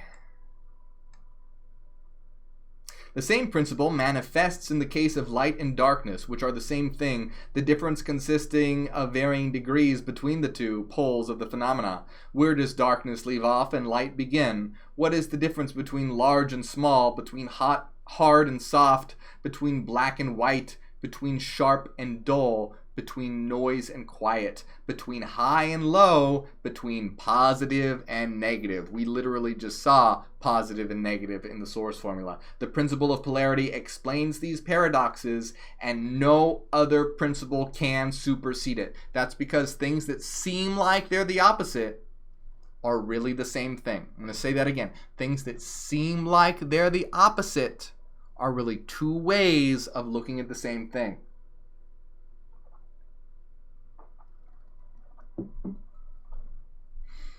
The same principle operates on the mental plane. Let us take a radical and extreme example, that of love and hate. Two mental states apparently totally different, and yet there are degrees of hate and degrees of love, and a middle point in which we use the terms like or dislike, which shade into each other so gradually that sometimes we are at a loss to know whether we like or dislike or neither. And all are simply degrees of the same thing, as you will see if you will but think for a moment. Have you ever, yeah, he's saying basically love and hate. Have you ever, really loved something or really hated something? And where does that line start to blur, where it's so blurry that you're not even really sure how you feel about something? Have you ever loved someone and that transformed into hate? Everything is a varying degree of the same thing. Love contains hate. Hate contains love. It is all within each other. That was me saying that, and I wasn't reading that. Okay, but it's true. All right.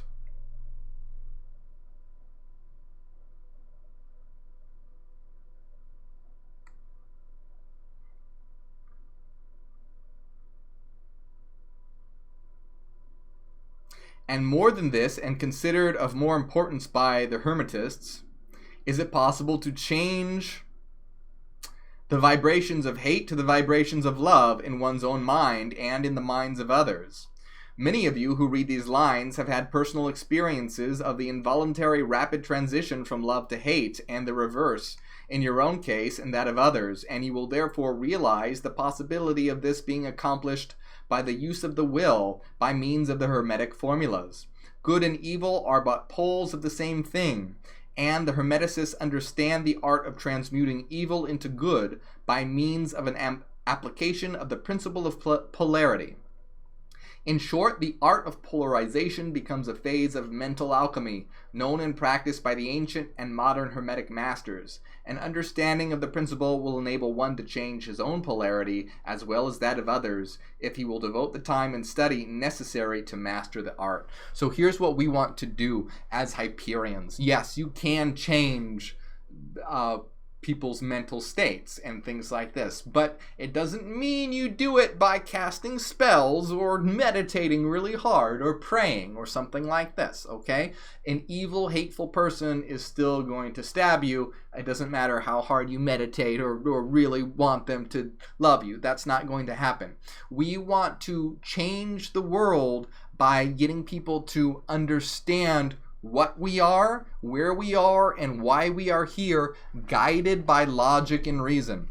Logic and reason is what will synthesize us and bring us to, remember in our reading of the 7 Sermons to the Dead, how Abraxas was above good and evil, was above love and hate. Abraxas was reason. Abraxas is above and beyond all these things. So we are, as Hyperians, want to wake up the world through the use of logic and reason and getting people to evolve and understand where they are here. All right. Again, the world's not going to change just because we really want people to love each other really, really badly. But what this is saying, though, is that you can change your mental states with sufficient practice. Stress can be transmuted into calm, right? Remember, they're all manifestations of the same thing. So yes, you can if you gain sufficient mastery over your mind. The principle of rhythm. Everything flows out and in. Everything has its tides. All things rise and fall. The pendulum swing manifests in everything. The measure of the swing to the right is the measure of the swing to the left. Rhythm compensates. Now, you can just understand that by purely looking at the source formula, right?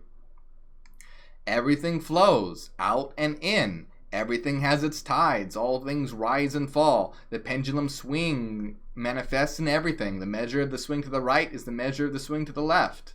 Rhythm compensates. And it's basically saying this law applies to all reality. Why does this law apply to all reality? Because this rhythm is inherent in the building blocks of all of existence and all of reality.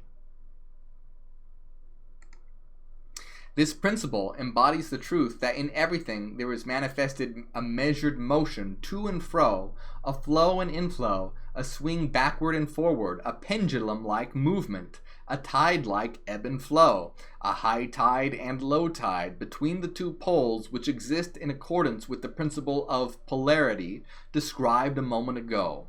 There is always an action and a reaction, an advance and a retreat, a rising and sinking. This is the affairs of the universe, suns, worlds, men, animals, mind, energy, and matter. This law is manifest in the creation and the destruction of worlds, in the rise and fall of nations, in the life of all things, and finally in the mental states of man. And as Hyperians, we know this is even manifest in cosmic cycles, in the birth and collapse of a universe, as we go to the omega point and shatter and unite in cycles. And it is with this latter that the Hermetists find the understanding of the principle most important. Oh, sorry about that. The Hermetists have grasped this principle, finding its universal application, and have also discovered certain means to overcome its effects in themselves and by the use of the appropriate formulas and methods. They apply the mental law of neutralization.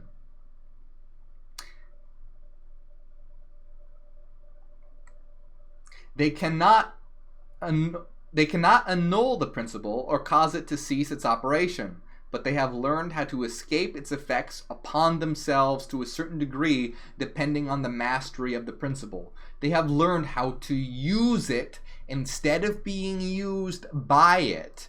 In this and similar methods consists the art of the Hermetists. The master of Hermetics polarizes himself at the... Oh, Danica, thank you so much for helping us wake up the world. Danica says, I do 20 automatically on Patreon. Thank you. There's someone on Insta claiming to be... Someone's trying to get you to give them money to join a secret society. They asked the wrong person. That's hilarious. Well, yeah. Glad you didn't do that. Thank you, Danica. I appreciate it. And thank you for supporting on Patreon. You're awesome. By the way, y'all on Facebook, follow me on YouTube, okay? Wherever you're watching this, follow and subscribe on YouTube, okay? That's where I interact with people and everything, okay? Anyway, let's get back to this. I don't want to get sidetracked here. This is, because this isn't super... I'm going to reread that last bit, because this is super important, okay? I really want to drive this home.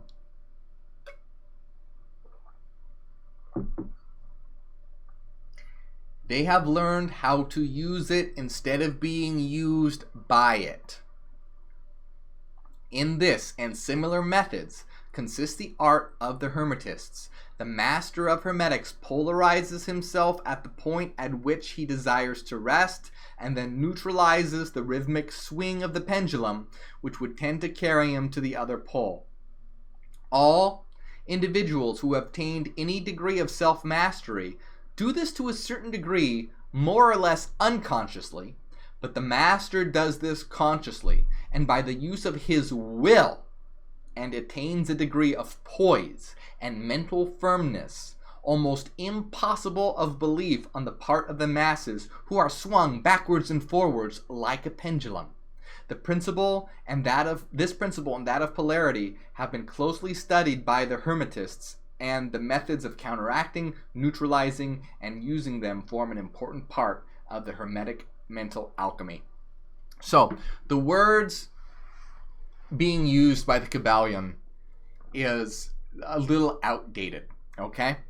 But take away the essence of what this is being said. And this is what we aim to do in Hyperianism. If you understand the way the world works, the way existence works, the way reality works, and the way the mind works, you can use it to your advantage to become more conscious and more evolved and take control of your life and the shape of the world. Becoming shapers of the world. This is why, as Hyperians, you should strive to become a world shaper, a living archetype. Because when you understand the rules of the game of life, the game is no longer done to you, but you start to become master of the game. You can shape the game. You can play the game. You're no longer a pawn on the chessboard being moved around, but you become one of the movers and the players, right? The game isn't being done to you. You are taking part. So this is why it's so important to understand the principles of existence so that we can become fully conscious. And again, that is what inner star actualization is all about, is making the unconscious conscious so that we may become living archetypes and the shapers of this world. That is what it's about. And this is something that people don't grasp. The true essence of these teachings. Nobody understands this, but the true essence of these teachings is to become a world shaper, a shaper of existence, a shaper of the trajectory of humanity, the earth, and the universe itself. All these people who get into esoterica and the occult, and they get so obsessed with these silly little spells, and they try and do it like, oh, because I want to make money, or I want my dating life to be better. You're getting the milk and not the meat, okay? I'm vegan, so remember that's a metaphor. I don't eat meat, but the point is that you aren't understanding what this is truly about. This is about becoming a world shaper, a shaper of destiny, your destiny and the world. It's not about reading your fucking horoscopes and, again, improving your dating life and what? No. This is very serious, and there are so few that have the consciousness to understand this. And that's why you guys, I want you to know and begin applying to this, that you have the potential to become world shapers. Not just world shapers, but of the universe. Think beyond this lifetime. Think beyond such the fragmented human fractured viewpoint, but have the viewpoint of the universal whole itself. Okay? Hyperianism is a powerful system, and ultimately what we aim to do is to transform each and every person, each and every individual mind into a living archetype that will shape the trajectory of the universe. We talk about changing the world. Yeah, that's because that's only the small viewpoint that most people can understand, but our plans go much further than that. We aim to change and transform the universal whole. Not just Earth. That's small potatoes. But of course, most people can't understand this. So we have to, talk in words that people can understand. So understand the true power that is here of understanding these concepts, knowing what you are, where you are, why you are here, and what you have the power to evolve into and become. All right. So let's continue here. We're on principle number 6. Thank you so much, Crystalline and Paulina Gutierrez, for helping us wake up the world. If I miss anyone, I apologize. I have to fix some of my notifications. Okay. The principle of cause and effect. Every cause has its effect. Every effect has its cause. Everything happens according to law. Chance is but a name for law not recognized. There are many planes of causation, but nothing escapes the law.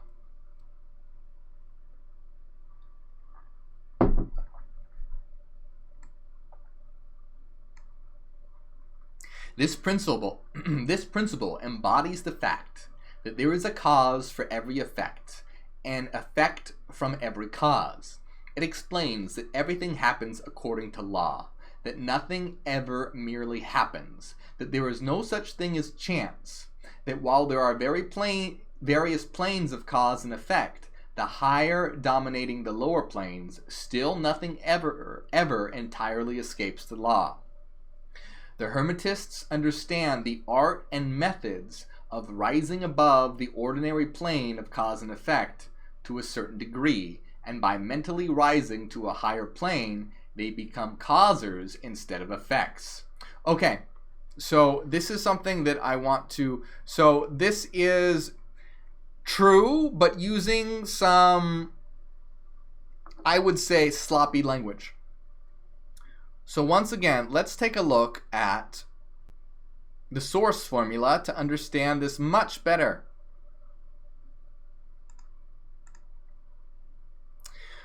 So, they're saying that everything happens according to law, cause and effect. I would not say cause and effect, however. That's sloppy language. What it means by saying that everything happens according to law. Look at the source formula. How does the source formula operate? By the laws of mathematics. Everything follows mathematical laws. And you can see that's very similar to cause and effect. Because cause and effect, you know, red ball hits blue ball moves forward, is very similar to 2 + 2 = 4, the rise and fall of a waveform. So everything happens. Now, in philosophy, this is known as the principle of sufficient reason, meaning that for everything that exists, there is a reason why it exists the way it does rather than a different way. So this is actually some subtly complex philosophy, only because words can be sloppy. But the main thing that I want to, the simple way to understand this, and what I want to get across to you, is that everything happens according to rational law. Why does everything happen according to rational law? The source formula is mathematical. It is mathematics. It follows mathematical law. So everything is made up of the source formula. The source formula is mathematical law. Everything is mathematical. Do you see how it all fits together? Everything is mind. Everything is energy. Everything is mathematics. It's mathematical frequency. Everything follows these laws. This is why people think, oh, we're living in a code, we're living in a simulation. No, it isn't a code, a simulation, but it seems like that because it follows mathematical laws, and mathematical laws are very similar to a code. Oh, we're living in a shared dream. Yes, but it's a mathematical dream. Why is it a dream? Because these mathematical waveforms are zero-dimensional. They are waves of mind. And we can have dream worlds thanks to Fourier mathematics, which transforms frequency information into space-time information. So do you see how it all fits together? Everyone's getting a little piece of the puzzle, like, oh, it's a dream, or oh, it's a computer simulation. No, it is a mathematical reality following strict mathematical laws that is formed by mathematical waveforms of mind, which results in this shared mathematical dream that we all exist in together. It's also an inner hologram, but I'm not about to get into the mathematics of holograms right now, but it also is. So I want you to see how it all fits together. It all comes together. And this is why it's so important to understand it mathematically so that we don't make a mistake. Because we can see mathematically and through reason that it's true that it all follows mathematical laws, and it's true that it results in a shared dream. If you're just using intuition, you might think, oh my God, we're in a computer simulation on an alien hard drive. No. See, that's what happens when you let intuition not be tempered by reason. It starts running away with you, and you get into crazy town, and you start believing some wild conspiracy theories. Through logic and reason, ontological mathematics, and Hyperianism, we can understand this all rationally, without the bullshit, and stay sane. This is how crazy religions start, is when people don't use logic and reason, and they start letting their minds just go off the rails. Okay. So this is why. Okay, so this is the law, the principle of cause and effect, that nothing escapes law. Everything follows. Everything happens according to law, and we can see this is clearly shown in the source formula because it is following mathematical law. All of reality is comprised of of iterations of the source formula. Thus, all of reality follows mathematical law. Right? Okay. So, where are we? The Hermeticists understand this? Okay. The Hermetists, The Hermetists understand the art and methods of rising above the ordinary plane of cause and effect to a certain degree. They become causers instead of effects. The masses of people are carried, this is important. The masses of people are carried along obedient to environment, the wills and desires of others stronger than themselves. Heredity, suggestion, and other outward causes, moving them about like pawns on the chessboard of life. But the masters, rising to the plane above, dominate their moods, character, qualities, and power, as well as the environment surrounding them, and become movers instead of pawns. They help to play the game of life instead of being played and moved about by the wills and environment. They use the principle instead of being its tools. The masters obey the causation of the higher planes, but they help to rule on their own plane. In this statement, there is condensed a wealth of Hermetic knowledge. Let him read who can. This is so important, and this is what I've already touched upon. But once you understand how reality works, once you make the unconscious conscious, once you know where you are, why you are here, and what you are, you will begin to understand how reality works. You will begin to have mastery over your mind and mastery over knowing how existence works. And you will no longer be swayed by rulers who manipulate you. You will no longer become a pawn. You will no longer be played, but you will become a player. And this is the huge difference, again, between the old world mindset and those of us of the new world, Hyperians. The old worlders want to stay rulers and keep the world enslaved by keeping information only to themselves. Because remember their whole thing, oh, but they can't handle it. We're the good shepherds. They think they're the good guys, right? They can't handle it. We're just going to lead them along. Our mindset is the world is ready for this now. We will make this information available to all so that all might evolve, so that all might become themselves, so that all might step into their power and become the players of their own game, become the masters of their own life, and that together we can rise in consciousness. Together we can reach a higher plane of existence. Because right now this world is stuck in the master-slave dialectic. And Hegel knew that the next phase of evolution is the phase of reason and unity. When the fractured age of the master-slave dialectic, followed out by the old world order, is overthrown, we will rise and jettison the master-slave dialectic and jettison that phase and step into the age of unity and age of reason, where everyone will have an understanding and be able to raise their consciousness and reach those higher levels. And it is reason and unity, as understood by the philosopher Hegel, that will get us there.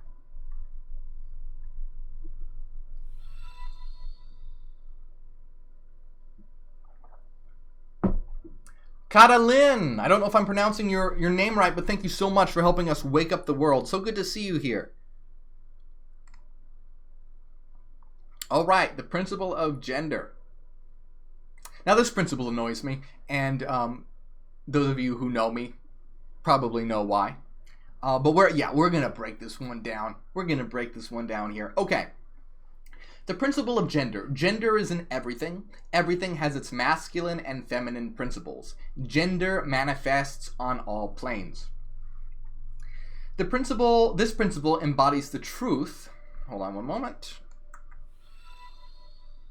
Sorry if things are sliding around there. Mike, thank you so much for helping us wake up the world.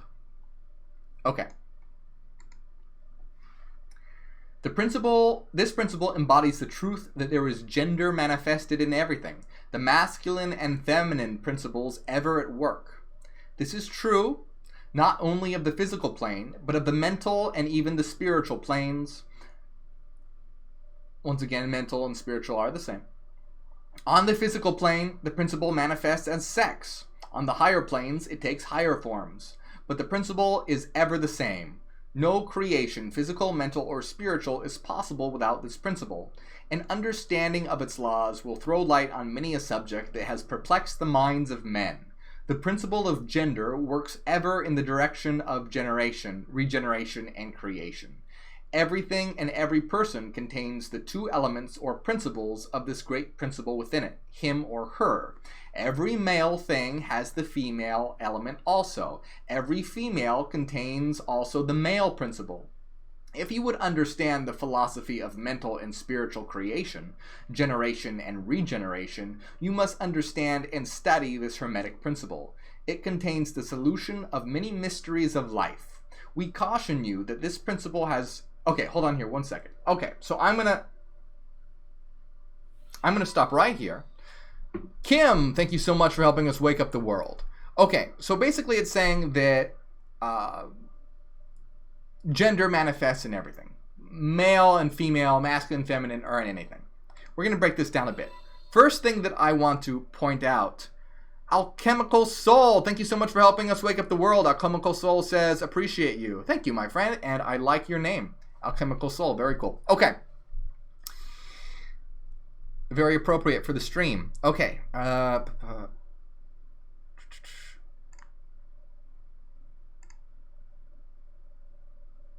Once again, this principle of... No, let's not use that one. Hold on. Okay, this principle of gender that they're talking about here really is just another way of talking about the principle of polarity. They're using gender to talk about, opposites. 1 and -1. You could call that male and female. But look, here's what I want you to understand. There aren't two boxes, male and female. There are varying degrees and subtleties in between. And remember, this was written in the 1900s, and so it was probably a lot easier to talk about things like this. But we know that people aren't just male and female, all right? We have non-binary, gender fluid, androgynous individuals. We have so many different things. And I really don't like getting in the trap of... We talked about this with Carl Jung as well. He had the same idea with his anima and animus. We replace male and female with the idea of the mirror self, your reflection. And we just say inner opposite. We don't say, we just say inner opposite. The reason why it can be dangerous to think in terms of masculine and feminine is because these gender rules are extremely arbitrary, and they can be dangerous. For example, many people will say, who take on this, gender extreme view, is that, the feminine principle is emotional and the masculine principle is logical. Okay? Do you see how that can be dangerous? Because then you can get into the belief that, that means that all women are emotional and all men are logical. And women can't reason. And men aren't in touch with their feelings. Do you see how dumb that is? And how arbitrary that is? You could easily meet a man who was very emotional and a woman who was very logical. So putting these labels can be very dangerous. And that's why I always want to step away from these ideas, these dangerous ideas. It's the whole idea of, too, like, men dress a certain way and women do. No, in ancient Egypt, men wore makeup. These definitions of gender are dangerous. So I want to get away from thinking in terms of broad generalizations like that. So this is just a manifestation of the principle of polarity. Look, hey, guess what? There are opposites, okay? We don't have to name one male and female. If we're telling a story, sure, we can, maybe. But it's a dangerous thing to do that. We have to be very, very careful. Because do you see how someone could fall into the trap of thinking, okay, so these are the principles of the universe, so they must be true. this principle says that females are emotional, well then all women must just be emotional and incapable of logic. Do you see how that is dangerous thinking? And again, this is old world order thinking too. So let's get away from these dangerous stereotypes and know that these labels are arbitrary. And really, this is a manifestation of the principle of polarity. All right, we can think of it in term again of negative and positive and opposites. Okay, that's something that I really want to get across here. Susie Moon, thank you so much for helping us wake up the world. Susie Moon says, thank you, Morgue. You're very, very welcome. Okay.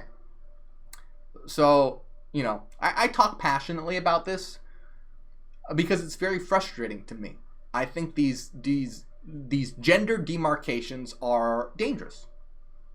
I don't like all these assumptions placed onto me because I have a penis, right? Because I got a dick. Kayla, thank you for helping us wake up the world. I don't like all these ideas and stereotypes placed on me just because I have a dick. It's the dumbest, most ridiculous thing in the world. And I don't like all these stereotypes placed on women just because they have a vagina. Ridiculous. So, even though I understand, you can see what the Kybalion's trying to get across here. I want to break these dangerous ways of thinking. So let's really think of these in terms of polarity and a manifestation of polarity. And once again, in Hyperianism, we have the idea, remember in making the unconscious conscious, Carl Jung talked about the anima and animus. Again, male and female. But in Hyperianism, guess what? We recognize a spectrum, and instead we just call it the mirror self. It's your inner opposite, not even thinking about male or female. We also think of it in terms of like the right hemisphere and the left hemispheric functions of the brain, right? Let's think of terms of right hemisphere and left hemisphere, not male and female, okay? Because very, very, very dangerous, right? Women can be logical and rational, and men can be emotional. And guess what? There are lots of non-binary, gender fluid, and androgynous individuals as well. I identify as gender fluid myself, or not non-binary, more accurately. Okay. So let us continue. So this principle I have contention with. I understand what they're trying to get across, but I have contention with it. And I have contention with this next part of it as well.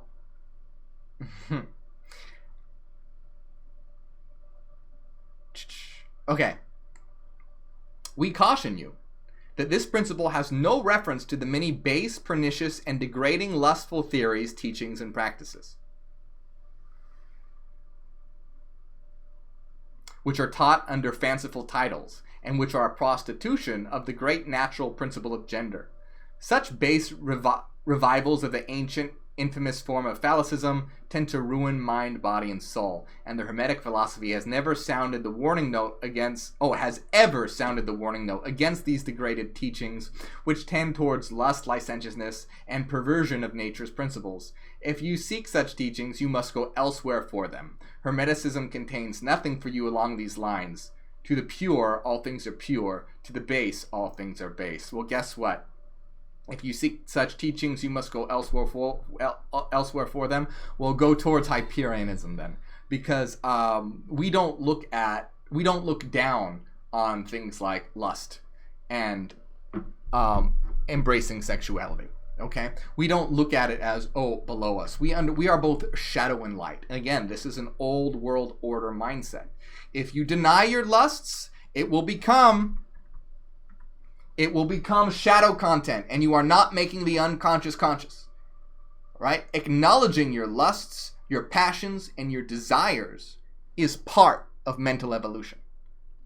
So yeah, if you want to go elsewhere, go elsewhere. Do not go to, again, Hyperianism embraces both shadow and light. We are light and darkness, and we fully embrace love, lust, Sexuality is a excellent way to experience unity on the physical plane, through experiencing another, falling into them, both mind and body. And for those who want to embrace their shadow, BDSM is a great option. And you can be asexual as well. You don't have to have an interest in these things. You can be totally celibate and asexual and be Hyperion as well. But the point is we don't look down upon it. We embrace it. Sex is natural, lust is healthy, and embracing it and acknowledging it is part of our mental evolution. It is part of making the unconscious conscious. It is part of becoming whole. So yeah, that is one of the big follies here in this. And this whole seventh principle, this principle of gender, I have a lot of contention with. So yes, remember, it's about thinking of polarity, and it's fine and encouraged to embrace your shadow self, and explore your sexuality. Ian Cloyd, thank you so much for helping us wake up the world. I appreciate it, my friend. So what I really want to understand here, what I want you guys to see, is how we can look, we can understand all these principles using the source formula, right? And we can understand it precisely, mathematically, and deductively.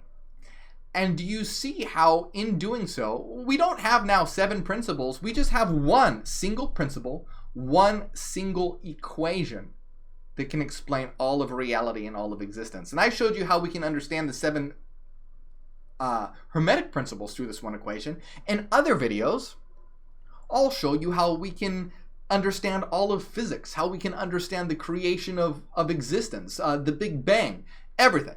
This one equation literally explains all of reality, and you can get a taste of this by seeing this is the true master key.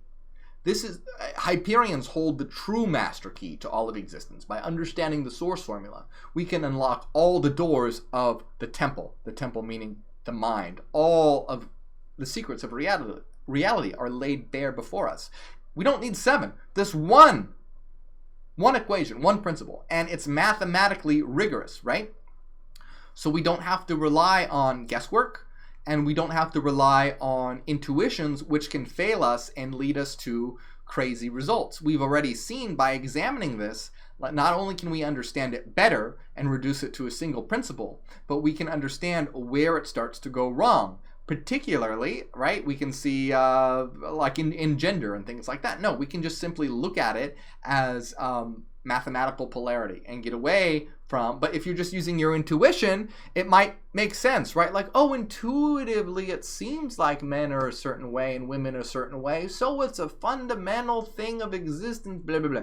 No, so you see, it can lead you, intuition is really powerful, but it can lead you astray. So in Hyperianism and Ontological Mathematics, we can unlock all the secrets of existence, know it with certainty, no faith, belief, or mysticism required.